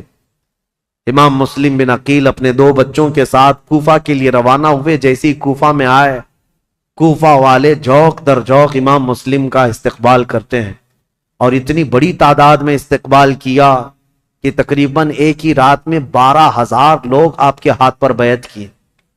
12,000 لوگ امام مسلم بن عقیل کے ہاتھ پر امام حسین کا وکیل سمجھ کر بیعت کیا، اور جدھر دیکھو ادھر اہل بیت کا نعرہ، محبت علی کا نعرہ، امام حسین کی امارت اور خلافت کا نعرہ، ماحول رنگا رنگ ہے کوفہ کا۔ امام مسلم بن عقیل سیدھے مختار بن عبید ایک شخص ہے اس کے گھر جا کر قیام کرتے ہیں۔ مختار بن عبید وہاں سردار کی حیثیت رکھتا تھا، اور اس نے سارے لوگوں کو یہیں پر جمع کیا تھا، اور ساری باتیں یہیں سے چل رہی تھی۔ امام مسلم بن عقیل جیسی گئے تو کوفہ کے اس وقت جو گورنر تھے وہ نعمان بن بشیر ایک صحابی رسول تھے، یزید کی طرف سے وہ گورنر تھے، نرم دل تھے اور نہایت ہی عجز و انکساری والے، تواضع والے انسان تھے۔ ان کو جب یہ بتایا گیا کہ امام مسلم بن عقیل کوفہ میں آئے ہیں اور لوگ جوق در جوق ان کے ہاتھ پر بیعت کر رہے ہیں، امام حسین کی بیعت لے رہے ہیں، تو انہوں نے دوسرے دن خطبہ دیا تھا اور کہا تھا کہ اے کوفہ والو، مجھے ڈر ہے یزید کو یہ خبر پہنچے گی تو وہ تم سب سے سختی کرے گا، اور پھر کوفہ والوں کی جان و مال خطرے میں ہوں گے۔ تو وہاں پر ایک شخص بیٹھا ہوا تھا جو یزید کا چمچا تھا، اس نے نعمان بن بشیر سے کہا آپ تو بڑے کمزور آدمی ہیں، مسلم بن عقیل کو بلا کر مار ڈالو، ختم کر دو، قتل کر دو، معاملہ ہی ختم ہو جائے گا۔ نعمان بن بشیر صحابی ہیں، کہتے ہیں اے ظالم تو کس انداز سے مجھے مشورہ دے رہا ہے؟ کہا تب تو پھر آپ کمزور لوگوں میں، ذلیل لوگوں میں، عزت والے لوگوں میں نہیں ہیں۔ انہوں نے نعمان بن بشیر نے ایک تاریخی جملہ کہا تھا، مجھے ایسی ذلت گوارا ہے جس میں رب کی عزت ہے، رب کی رضا ہے، اور مجھے ایسی عزت گوارا نہیں جس میں رب کی ناراضی ہو اور کسی کا خون میرے ہاتھ سے رنگا ہو۔ عزیزان، میرا ہاتھ کسی کے خون سے رنگا ہوا ہو۔ حضرت نعمان بن بشیر اتر گئے، اور یزیدی جو وہاں موجود تھے حامی، انہوں نے خط لکھ کر کے یزید کو پہنچا دیا کہ دیکھو یہاں پر تو مسلم بن عقیل آئے ہیں اور حسین نے خلافت کا دعویٰ کر ہی دیا ہے، جس کا تمہیں خطرہ تھا وہ خطرہ آ گیا، اور کوفہ والے جوق در جوق بیعت کر رہے ہیں۔ یزید کو کب یہ بات ہضم ہوتی؟ وہ تو کب سے تیاری کر رہا تھا، بلکہ اس کے باپ حضرت امیر معاویہ بھی اس کے تخت خلافت پر بیٹھنے کے لیے تیاریاں کیے ہوئے تھے، کئی لوگوں سے بات چیت کیے ہوئے تھے، حالات سازگار نہیں ہوئے، تب تو ان کا انتقال ہو ہی گیا۔ یزید زور سے، طاقت سے کئی لوگوں کو اپنا ہم نوا بنا رہا تھا، اور جب اسے پتا چلی گیا جس بات کا مجھے خطرہ تھا وہ خطرہ تو آ ہی گیا کہ خلافت کا دعوے دار علی کا بیٹا ہو سکتا ہے، اسے خطرہ تھا۔ اور حضرت امام حسین کی خلافت کا کوفہ والوں نے پہلے ہی اعلان کر دی، ابھی امام حسین نے اعلان نہیں کیا، کوفہ والوں نے یہ اعلان کر دیا، اور اپنے ہاتھ سے سب لوگوں نے بیعت کرنا شروع کر دیا تھا۔ ایک بات یاد رکھو میرے عزیزوں، اپنے اندر اللہ کے نبی صلی اللہ علیہ وسلم کی محبت ایسی بساؤ کہ ظالم جو خواب دیکھتا رہتا ہے نا ڈر کے مارے، وہ خواب کبھی نہ کبھی سچا ہو ہی جاتا ہے۔ ہاں، مجھے یہ بات یاد آتی، یزید جیسے ڈرتا تھا، ہر دن ڈر کے سوتا تھا کہ کہیں سے کوئی خلافت کا دعوے دار اٹھے گا تو میری کرسی ہلا دے گا، اور اس کو پتا چلا جیسے ہی حضرت امام حسین اٹھ گئے تو اس دن وہ اپنا ماتھا مارنے لگا اور لوگوں سے کہا کہ دیکھو جس کا ڈر تھا وہی ہو گیا۔ ایسے ہی آج کے یزیدیوں کو بھی یہ خبر ستاتی رہتی ہے ہمارے ملک کے، اور پاکھنڈی بولتے بھی رہتے ہیں 2029 میں ہندوستان کا پردھان منتری مسلمان بن جائے گا۔ یہ ہماری بات نہیں ہے، یہ ڈر کے مارے دیکھے ہوئے خواب ہیں، یہ ڈراؤنے خواب ہیں جو پریشان کرتے ہیں، اور انشاءاللہ العزیز کوئی حسین کا غلام بیدار ہوگا اور پورے ہند کو ایک میدان میں لا کر کھڑا بھی کرے گا انشاءاللہ۔ ہاں، اس قوم کو زندہ ہو لینے دو، پھر ہر قوم کہے گی حسین ہمارے ہیں انشاءاللہ۔ حضرت امام حسین کی طرف سے امام مسلم بن عقیل نے بیعت لینی شروع کی تو یہاں کوفہ پورا کا پورا ان کے دامن میں آ گیا۔ روزانہ ایک ایک گھر پر دعوت ہے امام مسلم بن عقیل کو، ارے وہ چلنے تک نہیں دیتے، ان کے شہزادوں کو سواریاں بنا لیتے، ان کے شہزادوں کو اپنی سواریوں پر بٹھا لیتے، اپنے کندھوں کو سواری بنا دیتے، اس طرح کی محبت پیش کرتے رہے۔ اور پھر امام مسلم بن عقیل نے امام حسین کو خط لکھا کہ حالات بہت اچھے ہیں، کوفہ والے پورے ایک آواز ہو کر آپ کی خلافت کا اعلان کر رہے ہیں، آپ کو جلدی تشریف لانا چاہیے اور آپ کی خلافت کا اعلان ہونا چاہیے۔ امام مسلم بن عقیل نے خط لکھ کر بھیجا، جس کام کے لیے آپ کو بھیجا گیا تھا وہ کام تو آپ نے کیا، عینی گواہ بھی تھے، آنکھوں سے دیکھا ہوا حال بیان کر دیا۔ اب امام حسین کے پاس جب یہ خط آیا تو اب مجھے بتاؤ، مکہ والے جو صحابہ امام حسین کو روک رہے تھے مت جاؤ مت جاؤ، امام حسین نے کہا تمہارے مشورے پر میں اپنے بھائی کو بھیجا، میرے بھائی نے بھی وہی خبر دی جو کوفہ والے اپنے خطوں میں لکھ کر کے بھیج رہے تھے، میرے بھائی پر تو مجھے اعتماد ہے، انہوں نے جو دیکھا وہ سچ بتایا۔ یہ خط تو آیا لیکن یزید کے ہاں سے جو معاملات سنگ دل کے بدلے اس طرح کہ اس نے مروان بن حکم کو بلایا اور پوچھا کہ یہ اس فتنے کو کیسے ختم کریں، یہ بغاوت کو کیسے سرو کریں۔ تو اس نے مشورہ دیا کہ نعمان بن بشیر یہ کمزور دل آدمی ہے، نرم دل آدمی ہے، اس کو اتار دو، حالانکہ صحابی رسول تھے، کہا اس کو اتار دو۔ اور عبید اللہ ابن زیاد یہ ایک نہایتی ظالم قسم کا جلاد آدمی تھا، اس کی ماں کے متعلق ہی مشہور تھا کہ وہ زنا کرتی یا کرواتی رہی جس سے پیدا ہوا، اور اس کی ظلم کی داستانیں لوگوں میں مشہور تھیں۔ یہ بصرہ کا گورنر تھا۔ یزید نے فوراً لیٹر لکھ کر بھیجا کہ یہاں سے عبید اللہ بن زیاد سیدھے کوفہ جائے اور وہاں کے حالات کو اپنے ہاتھ میں کنٹرول کرے۔ عبید اللہ بن زیاد جیسے ہی یزید کا خط آیا وہ کوفہ نکلا۔ کوفہ جب گیا تو بھیس بدل کر کے آیا، چہرے پر نقاب ڈال کر کے مدینے کی طرف، مکہ کی طرف سے جو راستہ آتا ہے اس راستے سے کوفہ میں آیا، کیونکہ کوفہ والے روز اس انتظار میں تھے کہ حیدر کرار کے شہزادے امام حسین تشریف لانے والے، رسول اللہ کے بیٹے کوفہ میں آنے والے، روز انتظار میں تھے کیونکہ امام مسلم نے خط لکھ کر کے بھیج دیا ہے، اب وہ آنے والے۔ تو ابن زیاد یہی دھوکہ دیتے ہوئے اسی راستے سے آیا کہ کوفہ والے یہ سمجھیں کہ حسین ابن علی آئے، اور کوفہ والے وہی سمجھے، خوب نعرے لگائے مرحبا بک یا ابن رسول اللہ، اے رسول اللہ کے شہزادے مرحبا مرحبا، آپ آ گئے ہمارے کوفہ میں۔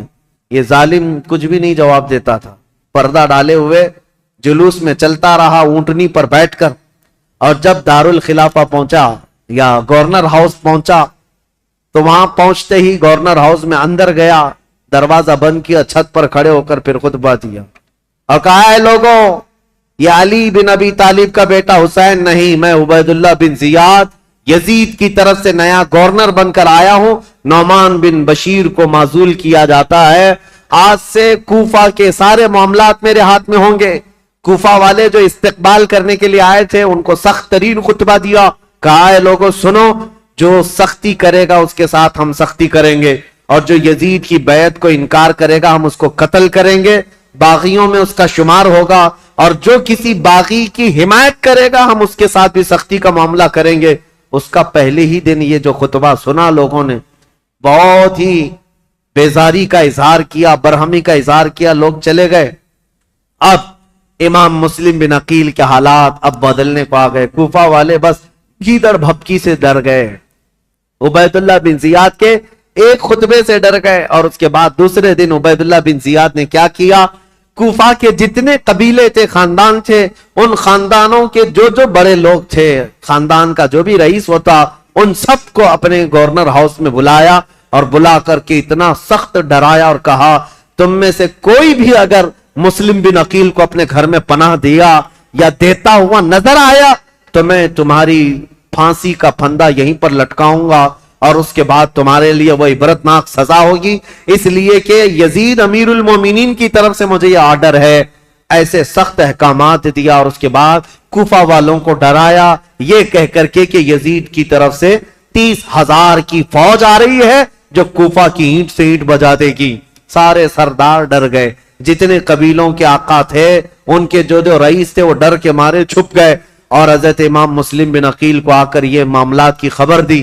امام مسلم بن عقیل جس گھر میں تھے، عبید اللہ مختار بن عبید جس کے گھر میں تھے، وہاں سے آپ ہجرت کر گئے، وہاں سے نکل گئے کہ یہاں رہنا اچھا نہیں، تو وہاں سے نکل کر کے ایک بہت ہی عمر دراز صحابی تھے کوفہ میں، ہانی بن عروہ، ان کے گھر گئے، یہ محب اہل بیت تھے۔ خاندان نبوت عروہ ان کے گھر گئے، یہ محب اہل بیت تھے، خاندان نبوت کے چاہنے والے تھے۔ امام مسلم بن عقیل ان کے گھر جاتے ہیں، ہانی بن عروہ نے ان کا استقبال کیا اور اپنے گھر کے ایک کمرے کے اندر ان کو چھپا دیا، رازداری کے ساتھ امام مسلم بن عقیل اور ان کے شہزادوں کو اپنے گھر میں رکھا، اور جتنے اہل بیت سے لوگ محبت کرتے تھے صرف ان کو معلوم تھا کہ امام مسلم بن عقیل ہانی بن عروہ کے گھر میں ہے، اور اس کے باوجود امام مسلم بن عقیل ہانی بن عروہ کے گھر میں رہ کر بھی کوفہ والوں کو بلاتے رہے، جو اب تک 60,000 کی تعداد میں پہنچے تھے بیعت کرنے والے۔ اب ان لوگوں میں اب چھانٹنا شروع کیا کہ ابھی بچے کتنے ہیں۔ ہانی بن عروہ کے گھر میں جب آپ خفیہ لوگوں سے ملاقات کرتے تھے اس وقت بھی 18,000 لوگ ابھی بھی امام مسلم بن عقیل کے ساتھ تھے۔ آ کر کے انہوں نے اپنے ساتھ ہونے کا اظہار کیا۔ امام مسلم بن عقیل نے کہا کہ اب بھی حالات صحیح ہیں، کچھ بدلے تو کیا ہوا، کچھ تو موجود ہیں، امام حسین کو آنا چاہیے۔ دوسرا خط بھی انہوں نے لکھا کہ حالات قابو میں آنے کے لائق ہیں، آپ تشریف لائیں۔ دوسرا خط بھی گیا امام حسین کو، لیکن اب امام مسلم بن عقیل کی تلاش شروع کر دیا عبید اللہ بن زیاد۔ یہ ہر جگہ لوگوں سے پوچھنے لگ گیا کہ مسلم بن عقیل جو آئے ہیں حسین کی طرف سے وکیل بن کر، وہ کس کے گھر میں چھپے ہوئے، کوئی بتانے کو تیار نہیں تھا۔ اب عبید اللہ بن زیاد نے ایک غلام کو پیسہ دے کر کے بھیجا، 3,000 درہم یا دینار، کہا کہ تو جا کر کے کسی نہ کسی طرح سے تلاش کر کے معلوم کر کے مسلم بن عقیل کہاں چھپے ہیں۔ اب وہ روزانہ گھومتا تھا اور جو اہل بیت سے محبت کرنے والے ہیں وہ جانتا تھا، تو ایک مسلم بن اوسجہ اسدی رضی اللہ تعالیٰ عنہ محب اہل بیت سے مسجد میں عبادت میں رہتے، ان کے پاس گیا یہ غلام جس کا نام معقل تھا۔ یہ گیا اور کہا جا کر کے مجھے مسلم بن عقیل سے ملنا ہے۔ تو مسلم بن اوسجہ اسدی یہ کہتے ہیں تو مجھ سے ہی کیوں پوچھ رہا ہے، مسجد میں اور بھی بہت سارے لوگ ہیں۔ تو یہ غلام کہتا ہے آپ تو جانتے ہیں حالات خراب ہیں، میں اہل بیت کا کٹر حامی ہوں، محب ہوں، میں کچھ نظر اور نیاز لے کر کے آیا ہوں امام مسلم بن عقیل کو دینے کے لیے. وہ ہمارے شہر کوفہ میں غریب ہیں, لوگوں نے ان کو پریشان کر رکھا ہے. تو حضرت مسلم بن اوسجہ اسدی سمجھ گئے کہ یہ محب اہل بیت ہے. اس کو پکڑ کر ہانی بن عروہ کے گھر لے گئے. آؤ میں تجھے ملاتا ہوں.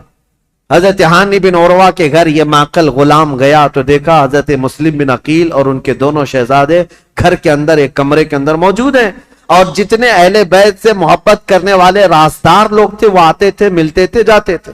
انہی میں یہ معقل غلام بھی گیا. جا کر 3000 درہم نظر میں رکھا اور اس کے بعد رو دھو کر کے ان کے سامنے محبت کا اظہار کیا اور کہا میں محب اہل بیت ہوں, مجھے آنے کی اجازت ہو. تو اس کو آنے کی روزانہ اجازت ملی. دن بھر ان کے حجرے میں بیٹھا رہتا, کتنے لوگ کوفہ سے ان سے ملنے آ رہے ہیں, کون کون کیا کیا باتیں کر رہا ہے, سب سنتا, اور رات میں جا کر عبید اللہ بن زیاد کو ساری رپورٹ دیتا, ساری جاسوسی کرتا تھا. اس زمانے کا وہ مشہور ٹپر جو یہاں پر بھی بہت سارے لوگ اس طرح کے, اس لیے مجھے یہ کہنا پڑ رہا ہے یہ سب سے برا کام ہے جس پر اللہ اور اس کے رسول کی لعنت ہوئی ہے. میرے آقا صلی اللہ تعالی علیہ وسلم نے ان کے لیے جہنم کی بشارت دی ہے جو مسلمانوں کی جاسوسی کرتے ہیں یا مسلمانوں کی خبریں کفار و مشرکین کو پہنچاتے ہیں. ان کو منافقین میں شمار کیا گیا ہے, منافقین میں شمار کیا گیا ہے. حضور اکرم صلی اللہ تعالی علیہ وسلم اس قدر ناراض تھے, اس قدر ناراض, صرف ایک صحابی کی بارے میں بیچ میں بات آئی, عرض کرتا ہوں توبہ کریں میرے عزیزوں. میں ممبئی کے ایک علاقہ جہاں گھنی آبادی ہے مسلمانوں کی, نام نہیں ذکر کر رہا ہوں کیونکہ ریکارڈ ہوتا ہے اور ہر جگہ چیزیں پہنچتی ہیں. ایک گھنی آبادی کا علاقہ ہے, وہاں جانے کے بعد ایک حاجی صاحب ہے, ان سے ملاقات ہوئی تو لوگوں کے کاروبار پوچھ رہے تھے. تو اس میں انہوں نے کہا کہ یہاں کے اکثر مسلمانوں کا جو کاروبار ہے وہ ٹپ دینا ہے, پولیس کو ٹپ دینا ہے, اسی پر ان کی روزی روٹی چلتی ہے. اور کچھ جو ہے جھوٹے فرضی کاغذات پر فلیٹوں کی خرید و فروخت کرتے ہیں, ٹوپی ڈالتے ہیں, یہی کاروبار ہے. نعوذ باللہ من ذالک. ان باتوں میں ہماری قوم کو سب سے زیادہ بدنام کیا گیا ہے یا ہوگا. 500 روپے 1000 روپے کے لیے کیا کوئی اپنی قوم بیچ دے گا؟ کوئی اپنی قوم بیچ دے گا؟ میرے عزیزوں, تم ہرگز یہ مت سمجھنا کہ تمہاری خبریں دینے سے تم ان کے سامنے عزیز بن جاؤ گے. وہ ایسے کتے ہیں کہ ایک شکار کے بعد دوسرا شکار تم ہی ہوگے, تمہارا ہی نمبر ہو. اور میں جو بات عرض کر رہا تھا حدیث, وہ عرض کر کے آگے بڑھتا ہوں. ایک صحابی حضرت ابو لبابہ, یہودیوں کے متعلق حضور نے رات میں میٹنگ کی تھی کہ ان کے ساتھ کیا کرنا ہے. سارے صحابہ کا اتفاق ہو گیا تھا. یہودی چونکہ دھوکہ دیے تھے مدینے والوں کو, میٹنگ میں بات پاس ہو گئی کہ کیا کرنا ہے, لیکن حضور نے رات میں یہ کہا تھا کہ کوئی بھی اس بات کی خبر باہر نہیں پہنچائے گا, یہ رسول اللہ کا راز ہے. لیکن حضرت ابو لبابہ صحابی یہ باہر جا رہے تھے, یہودیوں نے انہیں پکڑ لیا. پرانی دوستی تھی, بچپن کی دوستی تھی. کہا ابو لبابہ سنا ہے رسول اللہ نے کچھ میٹنگ کی ہے ہمارے بارے میں, کیا مشورہ ہوا ہے؟ کہا نہیں بتاؤں گا, ہرگز نہیں بتاؤں گا, اللہ کے رسول کا راز ہے. تو ان پر پریشر ڈالنے لگے, پرانی دوستی کا واسطہ دیتے ہوئے, بچپن کی دوستی ہے, کچھ تو بتاؤ, اچھا اشارہ تو بتاؤ. میرے عزیزو, آج تو جان بوجھ کر کے پورا اپنا پروفیشنل اور اپنا کاروبار بنائے ہوئے لوگ ہیں. وہ تو حضرت ابو لبابہ غلطی سے ان کے ہاتھوں لگ گئے تو انہوں نے اشارے سے صرف یوں کہا تھا کہ تمہارا ہو جائے گا کام ہونے, اور یہودی راتوں رات پورا مدینہ خالی کر کے بھاگ گئے. دوسرے دن حضور کو خبر ہوئی, حضور نے بلایا, پوچھا کہ کس نے خبر کی ہمارے رات کی بات کو. تو حضرت ابو لبابہ کہتے ہیں کھڑا ہو گیا, کیونکہ پتا ہے نہ بھی بتاتا تو مخبر صادق صلی اللہ علیہ وسلم کو ہر بات کی خبر ہے. حضرت ابو لبابہ کھڑے ہو گئے, کہا یا رسول اللہ یہ جرم میرا ہے, لیکن میں نے جان بوجھ کر کے آپ کا راز افشا نہیں کیا اور نہ ہی مسلمانوں کی کوئی بات جان بوجھ کر یہودیوں کو بتایا. میں تو راستے پہ جا رہا تھا اور اچانک ان کے ہتھے چڑھ گیا, انہوں نے مجھے بچپن کی دوستی یاد دلائی اور بہت زیادہ دباؤ ڈالا, میں نے اشارہ کیا تھا بس. جانتے ہو اس بات پر میرے آقا نے کیا فرمایا؟ نبی پاک صلی اللہ تعالی علیہ وسلم کھڑے ہو گئے, سارے مدینے کے صحابہ سے کہا آج کے بعد سے ابو لبابہ سے کوئی مسلمان نہ سلام کرے گا نہ مصافحہ کرے گا.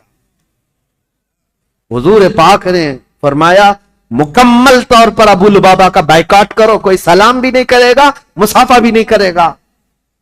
حضرت ابو لبابہ کے متعلق اتنا سخت حکم حضور نے فرمایا، اور آج بھی مدینہ طیبہ مسجد نبوی جاؤ گے، وہاں ستونوں میں، مسجد کے اندر جو ستون ہے نا، ان ستونوں میں ایک ستون حضرت ابو لبابہ کے نام سے ہے۔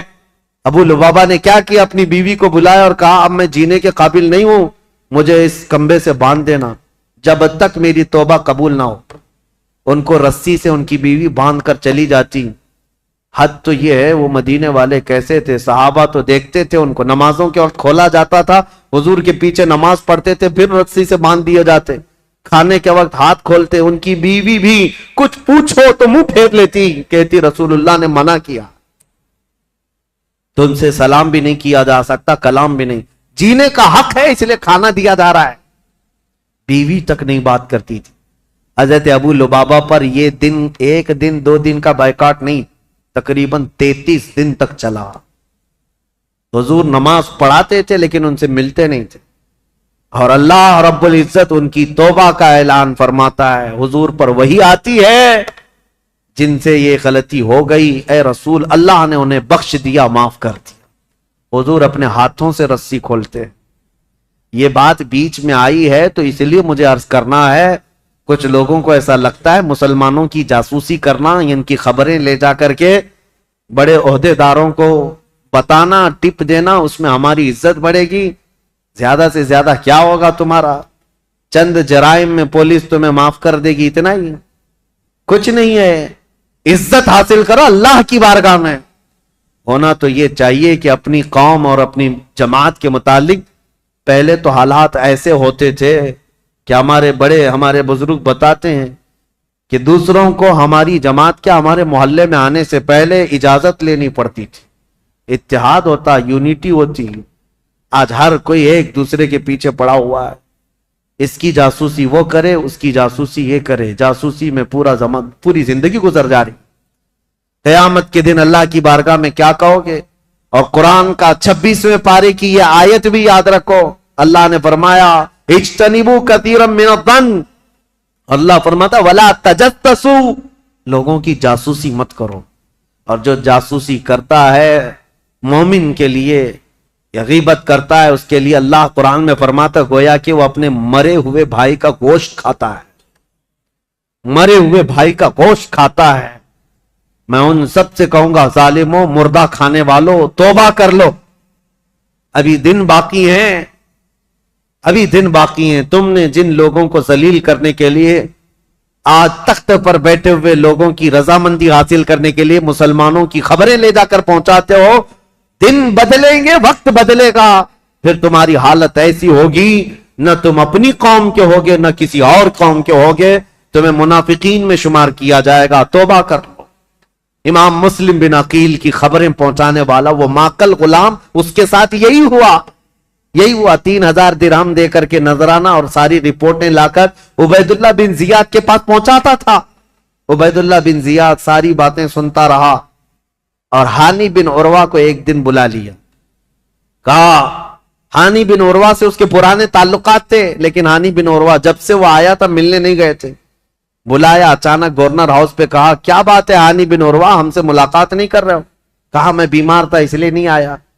کہا بیمار نہیں، تم تو فتنوں میں مبتلا ہو، امیر المومنین کے خلاف فتنہ کرنے کا گھر کو اڈا بنا رکھا ہے، مسلم بن عقیل کو تم سہارا دیے ہوئے ہو، روزانہ پلاننگ کرتے ہو اپنے گھر میں، اور خلافت کے خلاف لوگوں کو بغاوت پر ابھار رہے ہو۔ حضرت ہانی بن عروہ نے کہا ایسا تو نہیں کر رہا میں۔ تو اس نے وہ غلام کو سامنے پیش کیا، کہا اس کو پہچانتے ہو؟ کہا ہاں یہ تو محب اہل بیت ہے۔ وہ ماقل بن یسار جو غلام تھا، اس نے کہا میں کوئی محب اہل بیت نہیں، میں عبید اللہ بن زیاد کا سپاہی ہوں، میں ان کی طرف سے آیا کرتا تھا۔ ہانی بن عروہ دیکھ کر دنگ رہ گئے، مسلمان کو اگر کسی نے ڈنک مارا ہے تو دوسرا مسلمان ہی مارا ہے۔ اکثر یہی ہوا ہے تاریخ میں، جب تک اپنا کوئی گھر کا بھیدی نہیں ہوتا تب تک کوئی دشمن ہم پر غالب نہیں ہوتا۔ پوری تاریخ میں دیکھیں آپ، یہی ہوتا رہا ہے۔ हानी बिन उरवा ने कहा तो अब ये तेरी जासूसी थी, तो सुन ले, हकीकत बात यह है मुस्लिम बिन अकील खुद आए हैं मेरे घर और वो अहले बैत से हैं, मैं उनको मना नहीं कर सकता, इसलिए मैं अपने घर में रखा हूं। मुस्लिम बिन अकील की अभी ये बात चल रही थी, कूफा में ये बात गर्दिश करने लग गई कि वो कबीला बनी मुज़इज के थे, एक कबीला था बनी मुज़इज, उस कबीले के हानी बिन उरवा सरदार थे। मशहूर हो गई हानी बिन उरवा का कत्ल हो गया, उनको मारा गया। तब सारे उनके खानदान के लोग और सब के सब जमा हो गए। ये तादाद भी करीब 12,000 की थी। इमाम मुस्लिम बिन अकील उसमें बाहर निकल कर के आ गए, कूफा के जितने लोग हैं उनको लेकर गवर्नर हाउस का घेराव कर लिया, सबको बाहर जमा कर लिया। इमाम मुस्लिम बिन अकील ने कहा उस वक्त तक नहीं जाएंगे जब तक हानी बिन उरवा के कत्ल के बारे में हम इब्ने जियाद से बदला न लेंगे। कूफा वाले नारा लगाते हुए आ गए। ये वक्त भी ऐसा था, इमाम मुस्लिम बिन अकील चाहते तो पूरे गवर्नर हाउस को तबाह कर देते, लेकिन जब 12,000 लोग आए थे तो इब्ने जियाद ने क्या किया, हानी बिन उरवा को उसने कत्ल नहीं किया था, घर वहीं गवर्नर हाउस में कैद करके रखा था। बूढ़े साहब ही थे, उनको पकड़ करके छत पर लाया गया और ये जोर जबरदस्ती उनसे कहा गया अपने कबीले वालों से कह दो वापस चले जाएं, अपने कबीले वालों से कह दो मुस्लिम बिन अकील का साथ छोड़ दें, वरना हानी बिन उरवा तुम्हारा कत्ल हो जाएगा, टुकड़े हो जाएंगे। हानी बिन उरवा छत पर आए और ऐलान किया, है लोगों मैं जिंदा हूं, मुझे नहीं मारा गया है, लेकिन बात यह है फितना और फसाद हो रहा है, तुम लोग सब मुंतशिर हो जाओ। तो इब्ने जियाद की तरफ से एक आदमी खड़ा हुआ, क्या बनी मुज़इज के लोगों, तुमसे इब्ने जियाद की कोई दुश्मनी नहीं है, हानी बिन उरवा का वो दोस्त है, तुम सब मुस्लिम बिन अकील से दूर हो जाओ। हानी बिन उरवा को कूफा में एक इज्जतदार ओहदा दिया जाएगा और उनको यहां पर इज्जत और तकरीम से नवाजा जाएगा। कबीले के सारे लोग निकल गए। यही वो तारीख है जब इमाम मुस्लिम बिन अकील रात को नमाज पढ़ाने के लिए खड़े थे, इशा की 12,000 लोग थे। रात भर ये कजिया चलता रहा और सारे कबीले बनी मुज़इज के और कूफा वाले छोड़ छोड़ करके जाते रहे। सुबह के वक्त इमाम मुस्लिम बिन अकील के पीछे फज्र में सिर्फ 3 लोग बाकी थे, 3 लोग बाकी रह गए। तारीख में ऐसा बाप कभी सुना है अपने? 12,000 लोग एक बैच छोड़ करके जाएं और 3 लोग बाकी रह जाएं। ये रसूलुल्लाह के खानदान वालों का बहुत अजीम इम्तिहान था। इमाम मुस्लिम बिन अकील ने देखा कि सारे छोड़कर चले गए, लेकिन हुआ क्या, सबके जाने के बाद हजरत इमाम मुस्लिम बिन अकील अब तीसरा घर ढूंढने वाले थे कि किसी के घर तो रुकूं जाकर। पहले मुख्तार बिन उबैद के घर में थे, दूसरे हानी बिन उरवा के घर में। अब हजरत इमाम मुस्लिम बिन अकील जहां से गुजरते थे कूफा वाले अपना घर बंद कर देते थे, कूफा वाले घर बंद कर देते, इनकी वजह से हमारे ऊपर अजाब आ जाएगा, ये इब्ने जियाद हमें छोड़ेगा नहीं, हमें मार डालेगा। इमाम मुस्लिम बिन अकील घूमते रहे, फिरते रहे, दिन भर किसी ने आपके लिए दरवाजा नहीं खोला, कोई दरवाजा नहीं खोला, भूखे और प्यासे कूफा में। ये वो कूफा है जो 3 दिन में बदल गया। उबैदुल्लाह बिन जियाद के आते ही पूरे लोगों की तबीयत चेंज हो गई। एक औरत थी तौआ नाम की, वो अहले बैत से मोहब्बत करने वाली, इमाम मुस्लिम बिन अकील को देखती है और लेकर के आ जाती है, मेरे घर में रुक जाए, चाहे पूरा जमाना मुखालिफ हो जाए, मैं अपनी जान की बाजी लगा दूंगी, लेकिन रसूलुल्लाह के घर वालों को इस तरह मैं रास्तों पर घूमता फिरता नहीं देख सकती, आप आए मेरे घर।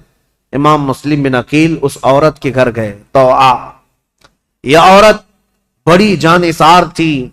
अब इधर हुआ ये कि हानी बिन उरवा का कबीला तो चला गया।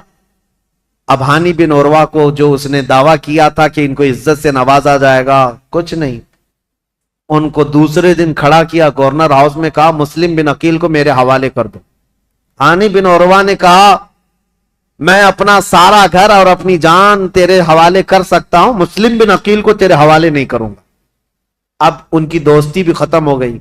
हानी बिन उरवा ने जब ऐसी सख्तियां की तो उबैदुल्लाह बिन जियाद ने फौजियों से कहा कि इस बूढ़े को बाहर ले जाओ, रस्सी से बांध करके रास्तों पर खींचो ताकि कूफा वाले देखते रहे।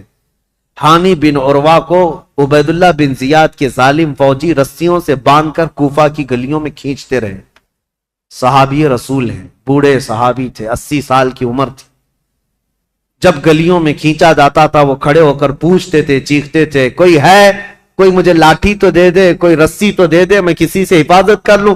ان کا خود کا قبیلہ بھی قریب آنے کو تیار نہیں، یہاں تک کہ گھماتے پھراتے ان کو گورنر ہاؤس پر لایا گیا۔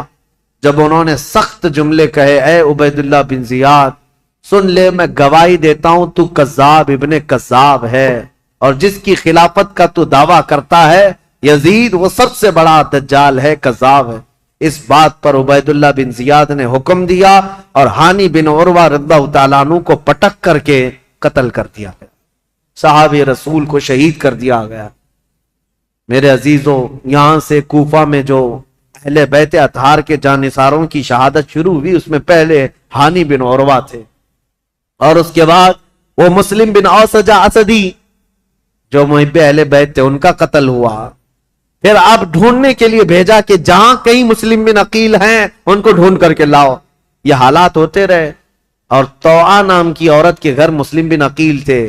اتفاق ایسا کہ اس طوعا نامی عورت کا جو بیٹا تھا محمد بن اشعث، وہ ابن زیاد کے درباری تھا، فوجی تھا، اور اس کو خبر ملی تو ابن زیاد سے آ کر کے کہا، میری ماں نے پناہ دے رکھی ہے مسلم بن عقیل کو، لیکن میری ماں بہت ڈھیٹ ہے، مانے گی نہیں، وہ مجھ سے بھی لڑ جائے گی، مسلم بن عقیل کو حوالے نہیں کرے، تو کیا کیا جائے؟ ابن زیاد نے پوچھا تو اس نے کہا، بیٹے نے میرے ساتھ 10 فوجیوں کو بھیجو، کسی نہ کسی طرح گرفتار کر کے لاؤں گا۔ تو 10 فوجیوں کو یا 12 فوجیوں کو لے کر یہ محمد بن اشعث آیا، اور اپنی ماں سے آ کر کہا کہ ماں تو ایک مجرم کو پناہ دی ہے، ماں تو نے ایک غدار کو اور دھوکے باز کو اور خلافت کے باغی کو پناہ دیا ہے، تجھے پتہ نہیں انجام کیا ہے؟ طوعا باہر نکلی اور کہا، مجھے افسوس ہے اس دن پر جس دن میں نے تجھے دودھ پلایا تھا، اس دن پر مجھے افسوس ہے، اور تو کہتا ہے میں نے باغی کو پناہ دی ہے؟ نہیں، در حقیقت میں نے رسول اللہ کے گھر کو اپنے گھر میں بسایا ہے، میں نے رسول اللہ کے گھر کو اپنے گھر میں بسایا ہے۔ مسلم بن عقیل تیرے حوالے نہیں ہوں گے۔ اپنے بیٹے سے وہ لڑ گئی۔ اب یہ 12 لوگ امام مسلم بن عقیل کو پکڑنے آئے تو پہلی مرتبہ امام مسلم بن عقیل کو تلوار نکالنی پڑی۔ کوفہ میں پہلی مرتبہ جب تلوار نکالی تو یہی 10-12 سے آپ کا مقابلہ ہوا، اور یہ 10-12 کیا، یہ حیدر کرار رضی اللہ تعالیٰ عنہ کے گھر کا شیر ہے۔ مسلم بن عقیل کی تلوار چمکتی تھی اور سامنے وہ بھاگے پھرتے تھے کتوں کی طرح، کوئی پکڑنے کو آتا نہیں تھا، یہاں تک کہ ایک شخص قریب آیا اور امام مسلم بن عقیل پر حملہ کرنے لگا۔ آپ کا اس کی تلوار منہ پر گری جس سے آپ کا ہونٹ کٹ گیا، امام مسلم بن عقیل کا ہونٹ کٹ گیا۔ امام مسلم بن عقیل، سخت شدت کی دھوپ ہے اس دن، طوعا نامی خاتون سے کہتے ہیں، اے محب اہل بیت، جانثاران اہل بیت کی خاتون، مجھے تھوڑا پانی دے دے، میں پانی پیوں گا اور ان کا کام تمام کروں۔ خاتون پانی لائی، ایک کھٹورے میں پانی لائی۔ امام مسلم بن عقیل پانی کے لیے جیسی کھٹوری آگے کرتے ہیں، خون پورا اس پانی میں گرتا۔ آپ نے پانی پھینک دیا کہ خون کا قطرہ پانی میں مل جائے تو حرام ہے، پانی نہیں پیا جا سکتا، خون پینا حرام ہے۔ دوسری کھٹوری لائی گئی، آپ جب لبوں کے قریب لگاتے اس میں بھی خون ٹپکتا تھا، آپ نے وہ پانی بھی چھوڑ دیا، کہا صاف پانی پینا مسلمان کے لیے حلال ہے، خون جس پانی میں مل جائے وہ حرام ہے، میں حرام پانی اخیر وقت نہیں پی سکتا۔ تیسری مرتبہ لایا گیا، تیسری مرتبہ بھی وہ کھٹوری خون سے لال ہو گئی، آپ نے رکھ دیا اور کہا شاید اب میری زندگی میں دنیا کا پانی نہیں ہے۔ امام مسلم بن عقیل لڑنے کے لیے پھر باہر آئے تو ان ظالموں نے کیا کہا، محمد بن اشعث وغیرہ نے کہا، مسلم ہم تم سے لڑنا نہیں چاہتے، امان دیتے ہیں۔ ایک شخص اس میں سے کہا، میں امان دیتا ہوں، بس بات اتنی ہے کہ تم چلو عبید اللہ بن زیاد کے سامنے، تمہارے آمنے سامنے گفتگو ہو جائے، ہم اتنا ہی کہتے ہیں۔ جیسے آج بھی آتے ہیں نا پولیس والے، صرف بات کرنا ہے، بات کرنے کے لیے جانا ہے۔ امام مسلم بن عقیل سے کہا صرف بات کرنے کے لیے چلو، اور اس وقت عربوں میں امان دینے کا مطلب یہ ہوتا ہے کہ پھر جنگ نہیں ہوتی، اور اس کے لیے جس نے امان دیا وہ تلوار اٹھا لیتا، عرب میں یہ دستور تھا۔ تو امام مسلم بن عقیل نے اپنی تلوار چھوڑ دی، کہا چلو ٹھیک ہے، تم نے امان دے دی، میں چلتا ہوں ابن زیاد کے پاس، گفتگو کروں گا۔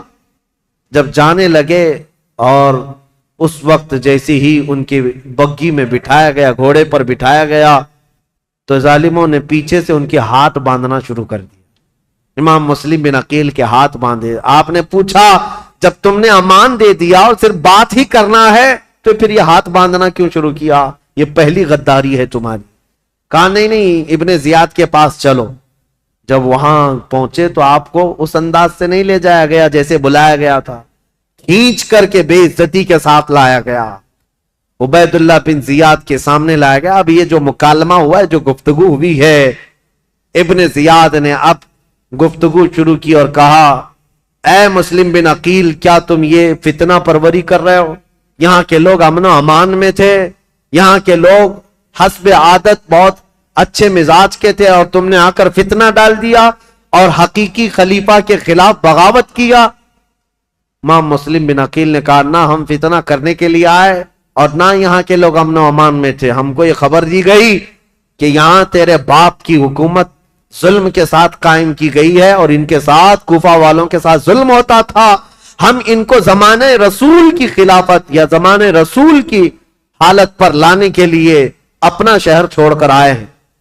تو ابن زیاد نے کہا اے مسلم بن عقیل، تم کو اتنی فکر ہو گئی، تم تو مدینے میں شراب پینے والے لوگ۔ مسلم بن عقیل نے مسکرا کر کہا پورا زمانہ گواہ ہے، رسول اللہ کا گھرانہ شراب تو دور کی بات، میری کھٹوری میں خون کا قطرہ گرا تھا، میں نے وہ پھینک دیا ہے۔ شراب کی بات کرتا ہے، شراب تو تجھ جیسا آدمی پیتا اور تیرا امیر پیتا ہے یزید، جو مسلمانوں کی خون پر اپنی کرسی بچھایا ہوا ہے۔ یہ باتیں سخت ہو گئی امام مسلم بن عقیل کی اور ابن زیاد کی۔ ابن زیاد نے کہا کہ مسلم، ابھی تمہارے پاس وقت ہے کہ تم یزید کی امارت اور اس کی خلافت کو تسلیم کر لو تو ہمارے درمیان بات بن جائے گی۔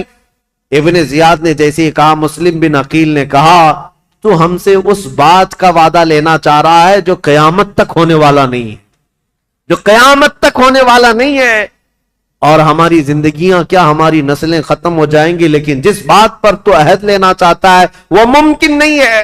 ابن زیاد نے تلوار نکالی اور کہا اگر وہ ممکن نہیں ہے تو پھر میری تلوار سے تمہارا مقابلہ ممکن ہے۔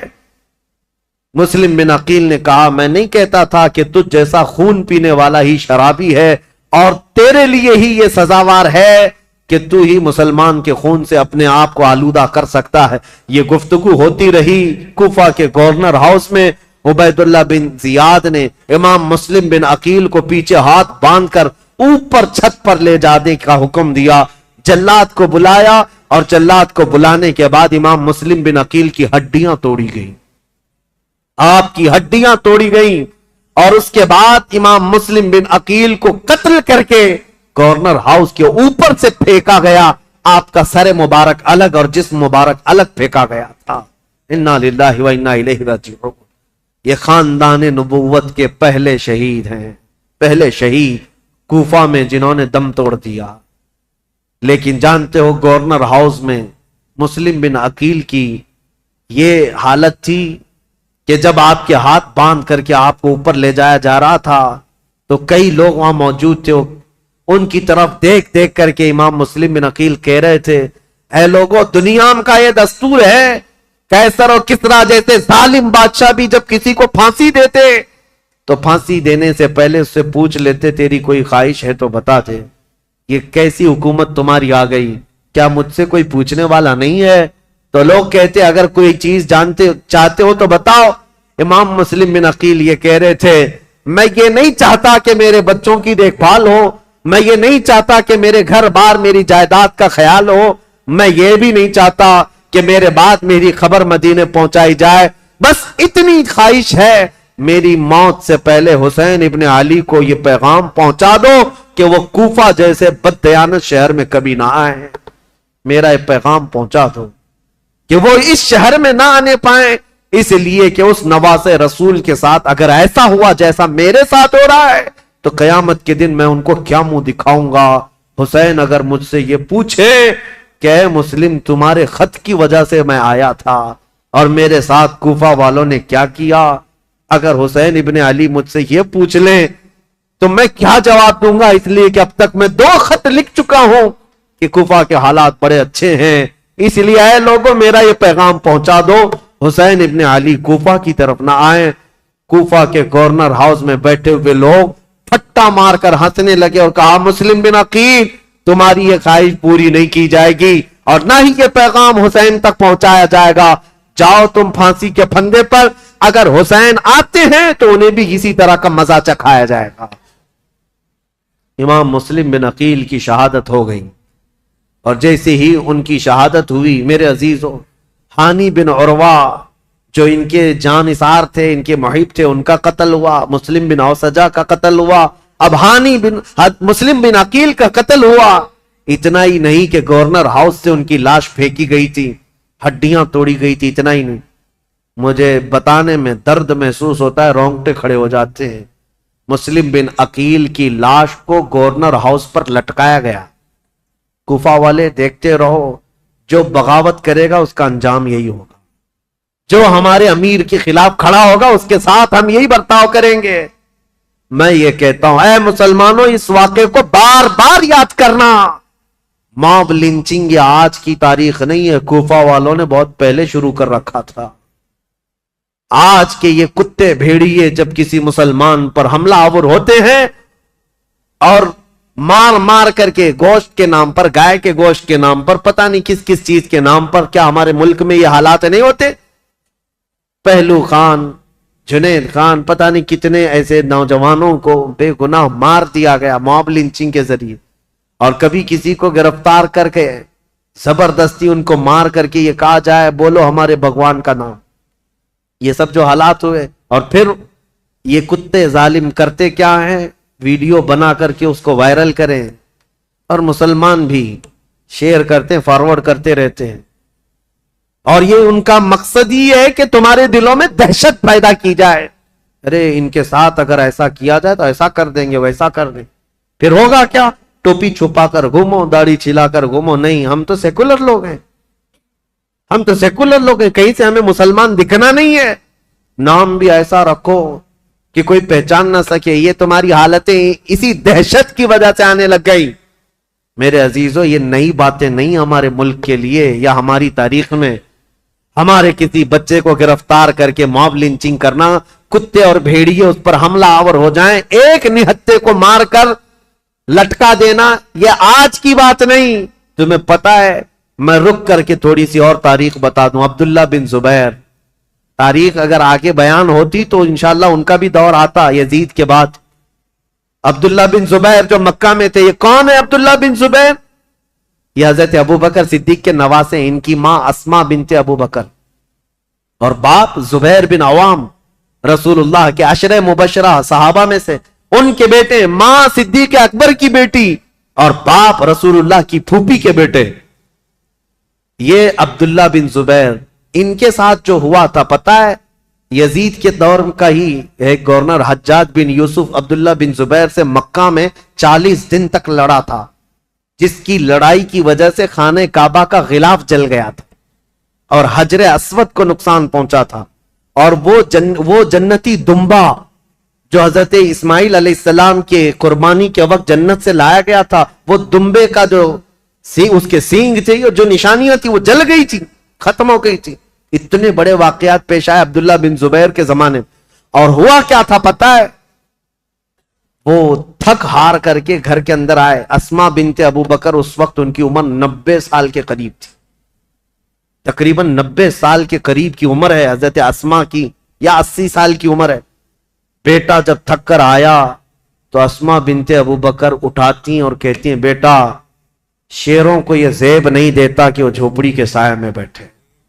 تو بوڑھی ماں کی فکر نہ کر, دین اسلام کی فکر کر. بیٹے کو بھیج دیا اور بیٹا شہید ہو گیا تھا. عبداللہ بن زبیر قتل ہو گئے تھے. آپ کو ایسا لگ رہا ہوگا کربلا کے واقعات میں بیچ میں کہاں سے آئے. یہ اس لیے بتا رہا ہوں, موب لنچنگ کا دور اور موب لنچنگ جو ہو رہی ہے اس کے متعلق کہہ رہا ہوں. عبداللہ بن زبیر کو قتل تو کیا حجاج بن یوسف نے, لیکن جانتے ہو ان کی لاش کو 40 دن تک ایک کھمبے پر باندھ کر لٹکایا گیا تھا. 40 دن تک لٹکایا گیا تھا، اور تاریخ میں موجود ہے، لیکن وہ پورا جسم 40 دن تک تر و تازہ تھا، ہر دن خون کا قطرہ ٹپکتا تھا اور جسم اسی طرح تر و تازہ تھا، نہ جسم میں کوئی سڑن، کوئی بدبو، نہ ہی بوسیدگی، کچھ نہیں۔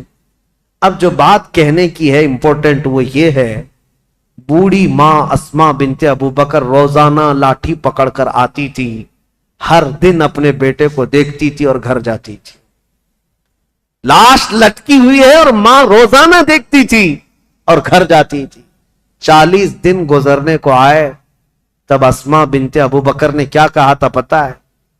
اپنی لاٹھی پکڑ کر کے کہا تھا، 80-90 سال کی خاتون، اے مکہ والو، اس دولہے کا سواری سے اترنے کا وقت کب آئے گا؟ کیا ابھی وہ وقت نہیں آیا کہ یہ دولہا اپنی سواری سے اتر جائے؟ بیٹے کی لاش کھمبے سے لٹکی ہوئی ہے، لیکن ماں اس وقت تک ہمت نہیں ہارتی، لوگوں سے کہتی ہے میرا بیٹا دولہا ہے اور سواری پر سوار ہے۔ پھر 40 دن کے بعد ان کی لاش کو لا کر دفن کیا گیا تھا۔ یہ باتیں اس لیے میں عرض کر رہا ہوں کہ تمہارے جذبے جوان رہیں۔ ہمارے لیے موت، ہمارے لیے کسی کا کٹ جانا، مر جانا ہمارے حوصلوں کو توڑنے والا نہیں ہونا چاہیے۔ اسی لیے اکثر میں تقریروں میں کہتا ہوں، ان ظالم بھیڑیوں سے اور کتوں سے یہ بتاؤ، اگر میری گردن کل کو کاٹ دی جاتی ہے، مجھے پھانسی پر چڑھایا جاتا ہے، یہ ہرگز مت سمجھنا کہ تم نے اسلام کو ختم کر دیا یا اسلام کا نقصان پہنچا دیا یا مسلمانوں کو ختم کر دیا، ہرگز نہیں۔ ہمارا تو یہ ماننا ہے اسلام زندہ ہوتا ہے ہر کربلا کے بعد۔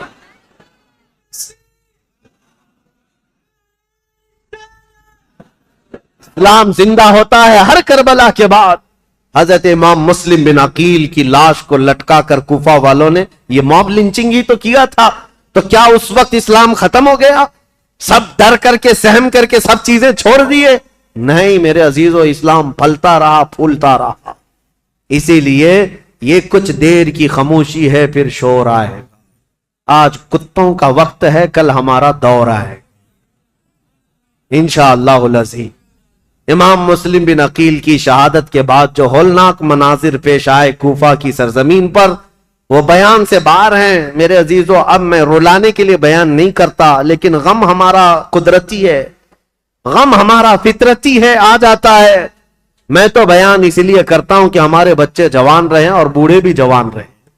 کربلا کی داستان سن کر ڈر کر کے، سہم کر کے، حالات سے سمجھوتا کرنے والی باتیں نہ کریں، بلکہ ہمیشہ ایک بات یاد رکھیں، تلوے چاٹنے والوں کی تاریخ نہیں لکھی جاتی، باطل سے ٹکرانے والوں کی تاریخ لکھی جاتی ہے۔ یہ کوئی کمال کی بات نہیں، آج جو حکومت میں ہے اس کے تلوے چاٹیں، اس کی جوتیاں اٹھائیں۔ یہ چڑھتے سورج کو پوجا کرنے والے لوگ ہر زمانے میں آتے رہیں گے، ان کا نام و نشان نہیں ہوتا۔ دیکھیں زمانے بدلتے گئے، بدلتے گئے، بہت سارے بادشاہ آئے یا بڑے بڑے لیڈر آئے، لیکن تاریخ میں جو حسین کا مقام ہے وہ کسی کا مقام نہیں، کیونکہ ٹکر بھی ایسے لیا تھا کہ تاریخ رقم کر دیا۔ اسی لیے شاعر نے کہا ہے، رب کی توحید کلمہ نبی کا ولائے مرتضی، سب کو بچانے نکلا ہے قافلہ حسین کا۔ کلمہ نبی کا، رب کی توحید اور ولائے مرتضی، سب کو بچانے نکلا ہے قافلہ حسین کا۔ عزیزان گرامی اوقات، امام مسلم بن عقیل کی شہادت کے بعد ابن زیاد کی سختی اور زیادہ بڑھ گئی۔ یہ وہ حرام الدہر شخص تھا جس کے متعلق صحابہ بھی کہتے تھے کہ ابن دجانہ، اس کو ابن مرجانہ کہا جاتا تھا، ایک ایسی عورت کا بیٹا جس کو زانیہ کہا جاتا۔ اس کے اندر کہاں سے اچھائیاں آتی، کہاں سے نرم دلی آتی، کہاں سے رحم آتا۔ پھر ہوا یہ کہ ابن زیاد کو یہ خبر دی گئی، جب مسلم آئے تھے تو ان کے ساتھ 2 بیٹے بھی آئے تھے، کہیں ایسا نہ ہو کہ ان کے بچوں کی محبت پھر لوگوں میں جاگ جائے اور پھر اہل بیت کی طرف چل پڑے۔ میں نہیں کہتا مسلمانوں، جب ظالم اپنی طاقت کے بل بوتے سب پر ظلم کرتا ہے، اس کے باوجود بھی اہل حق کے بچوں سے بھی اسے گھبراہٹ ہوتی ہے، خوف ہوتا ہے، ڈرنے لگتا ہے۔ آپ کو پتا ہے وہ پاکھنڈی خنزیر کا بچہ جو حضور کی شان میں گستاخی کرتا تھا، غازی آباد میں ڈاسنا میں بیٹھ کر ایک مرتبہ اس کے مندر میں 8 سال کا بچہ کہیں پانی پینے کے لیے چلا گیا، دوسرے دن پورے نیوز والوں کو بلا لیا، پولیس میں خبر کر دیا آتنکوادی آ گیا تھا میرے گھر، کوئی ٹیررسٹ آ گیا تھا۔ 8 سال کا بچہ پانی پینے کے لیے بھولے بھٹکے چلا گیا، لیکن نام تھا مسلمان۔ تو ہم یہ کہتے ہیں میرے عزیزو، یہ جو ڈراؤنا خواب ہے، تمہارے پاس ساری طاقت، ساری قوت، سارا عہدہ، سارا ڈپارٹمنٹ، سب کچھ ہے، لیکن پھر بھی دیکھو اہل حق کا 8 سالہ بچہ بھی تمہیں بم لگتا ہے۔ کیوں؟ الحمدللہ ہم حق کے ساتھ جیتے ہیں، تنہا پورے ملک میں گھوم رہے ہیں، ہمیں کسی بات کا خوف نہیں۔ ہم تو اپنی چادر لیے گھومتے ہیں یا امامہ پہن کر، جس دن موت آئے گی اسی کو کفن بنائیں گے اور سو جائیں گے۔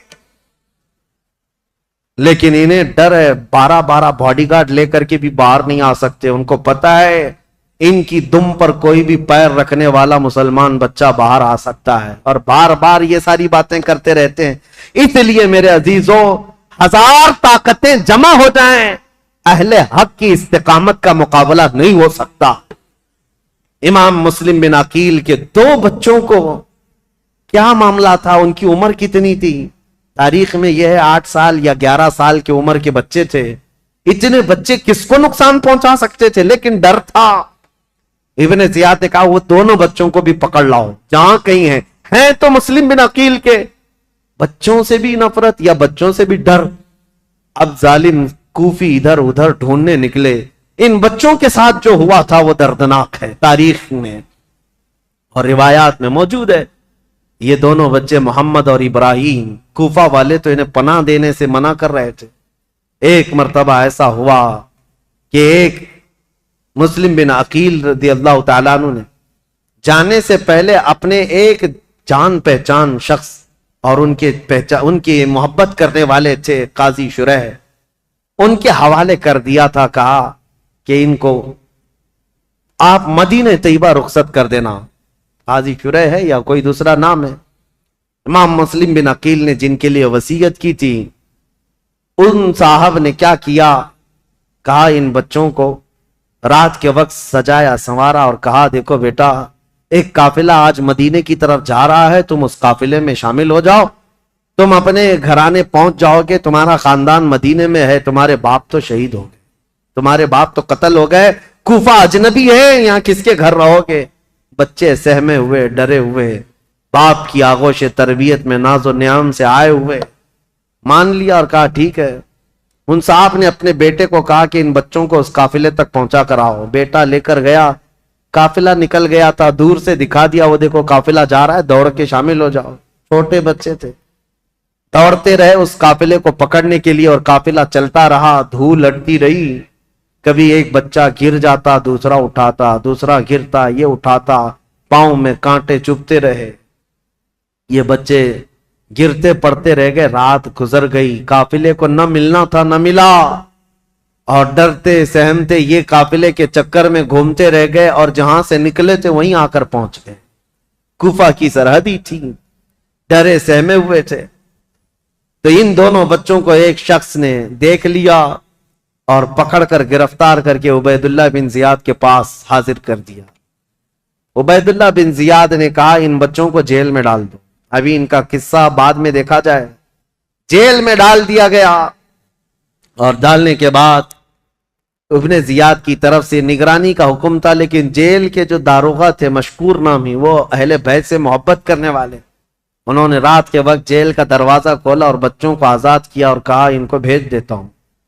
ان بچوں کو انہوں نے آزاد کر دیا اور پھر بھیج دیا کوفہ سے باہر۔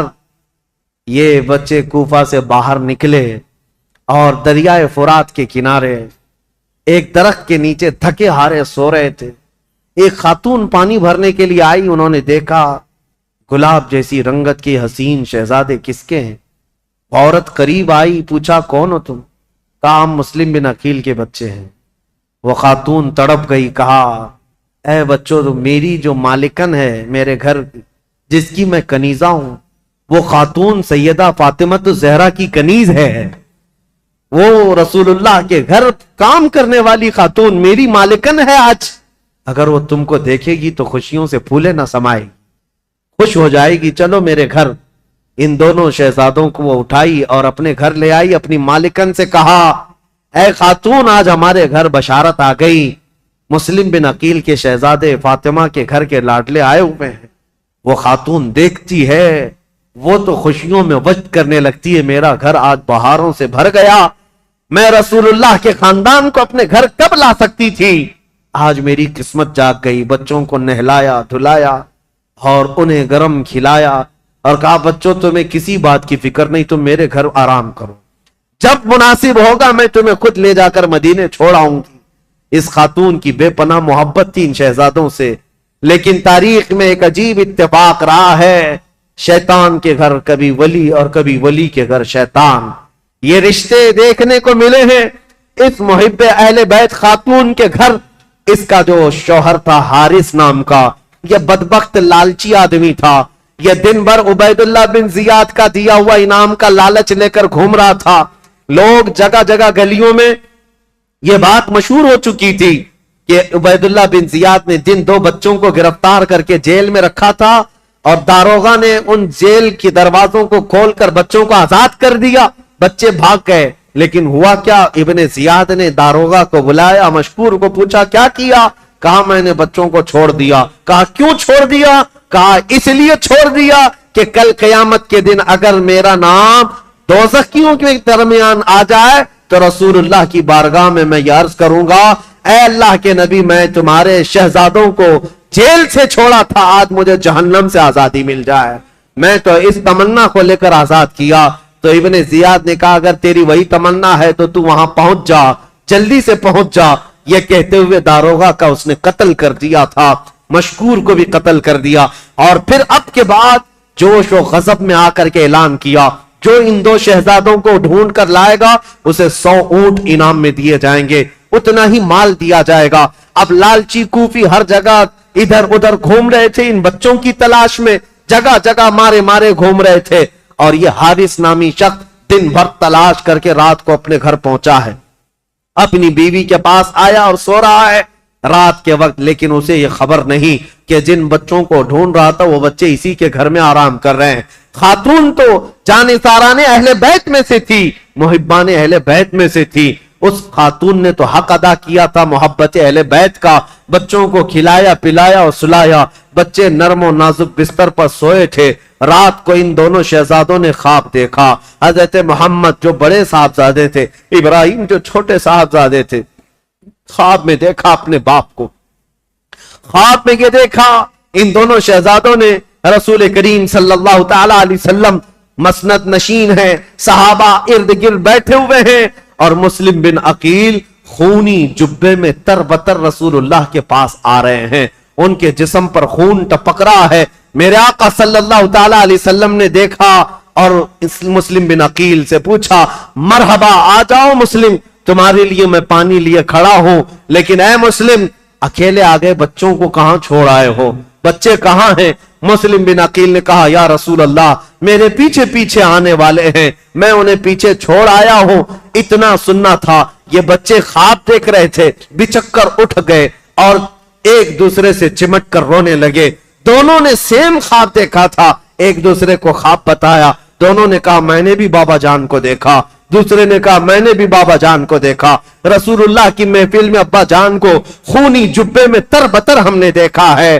اللہ اکبر، یہ بچے سے ہم کر رو رہے تھے، ان کی آوازیں بلند ہو گئی، گھر میں بچوں کی آواز، وہ بے اولاد شخص تھا حارث، رات کو جاگ گیا، اپنی بیوی سے پوچھا ہمارے گھر تو کوئی اولاد نہیں، یہ بچوں کے رونے کی آواز کہاں سے آ رہی ہے؟ بیوی نے کہا شاید پڑوسی کے گھر سے آواز آتی ہوگی، تم سو جاؤ۔ بیوی نے منع کیا بتانے سے، پھر اس ظالم نے کہا نہیں مجھے تو لگتا ہے میرے گھر میں بچوں کی آواز ہے، پڑوس کے گھر کے بچوں کی آواز اتنی تیز نہیں آتی۔ خاتون نے بہلایا پھسلایا اور کہا کہ تم سو جاؤ، لیکن اس ظالم نے کہا مجھے دیکھنا ہے، میرے گھر کی تلاشی لینی ہے۔ گھر ڈھونڈتے ہوئے آیا اور اسی حجرے میں آیا جس میں بچے سو رہے تھے، اور اٹھ کر کے یہ ایک دوسرے کو چمٹ کر رو رہے تھے۔ حارث آتے ہی پوچھتا ہے اے بچوں تم کس کے ہو, کس کے بیٹے ہو, میرے گھر کیسے آئے؟ بچے تو اس گھر کو محبان اہل بیت سمجھتے تھے. دیکھا تھا ایک دن پہلے خاتون نے نہلایا دھلایا ہے, کھانا کھلایا ہے, ہمارے گھر ہمارا جانثاروں کا یہ گھر ہے. بچوں نے تڑپ کر کہا اے شخص, ہم تو مسلم بن عقیل کے شہزادے ہیں, ہم اہل بیت نبوت سے تعلق رکھتے ہیں. اتنا سنتے ہی یہ حارث دونوں بچوں کے بال پکڑ کر کھینچ کر کے اٹھایا, کہا دن بھر تمہاری تلاش میں سرگرداں تھا, میں نے کہاں کہاں کی خاک چھان ماری, تمہیں ڈھونڈتے ڈھونڈتے تھک گیا اور تم میرے گھر کے بستر پر سو رہے ہو. دونوں بچوں کے گال پر تماچے مارنے لگا, غصے کے مارے دونوں بچوں کو تھپڑ رسید کرتا رہا. یہ بچوں کا منظر دیکھ کر کے اس کی خاتون بیچ میں آ گئی, کہا ظالم تو اپنے ہاتھوں کو بچا لے, تو کل قیامت کے دن فاطمہ کے سامنے کھڑا ہوگا, علی کے سامنے کھڑا ہوگا, رسول اللہ کے سامنے کھڑا ہوگا, ان کے گھر والوں کو دی ہوئی تکلیف کا کیا جواب دے سکتا ہے؟ حارث کے سر پر یہ لالچ کا بھوت سوار تھا.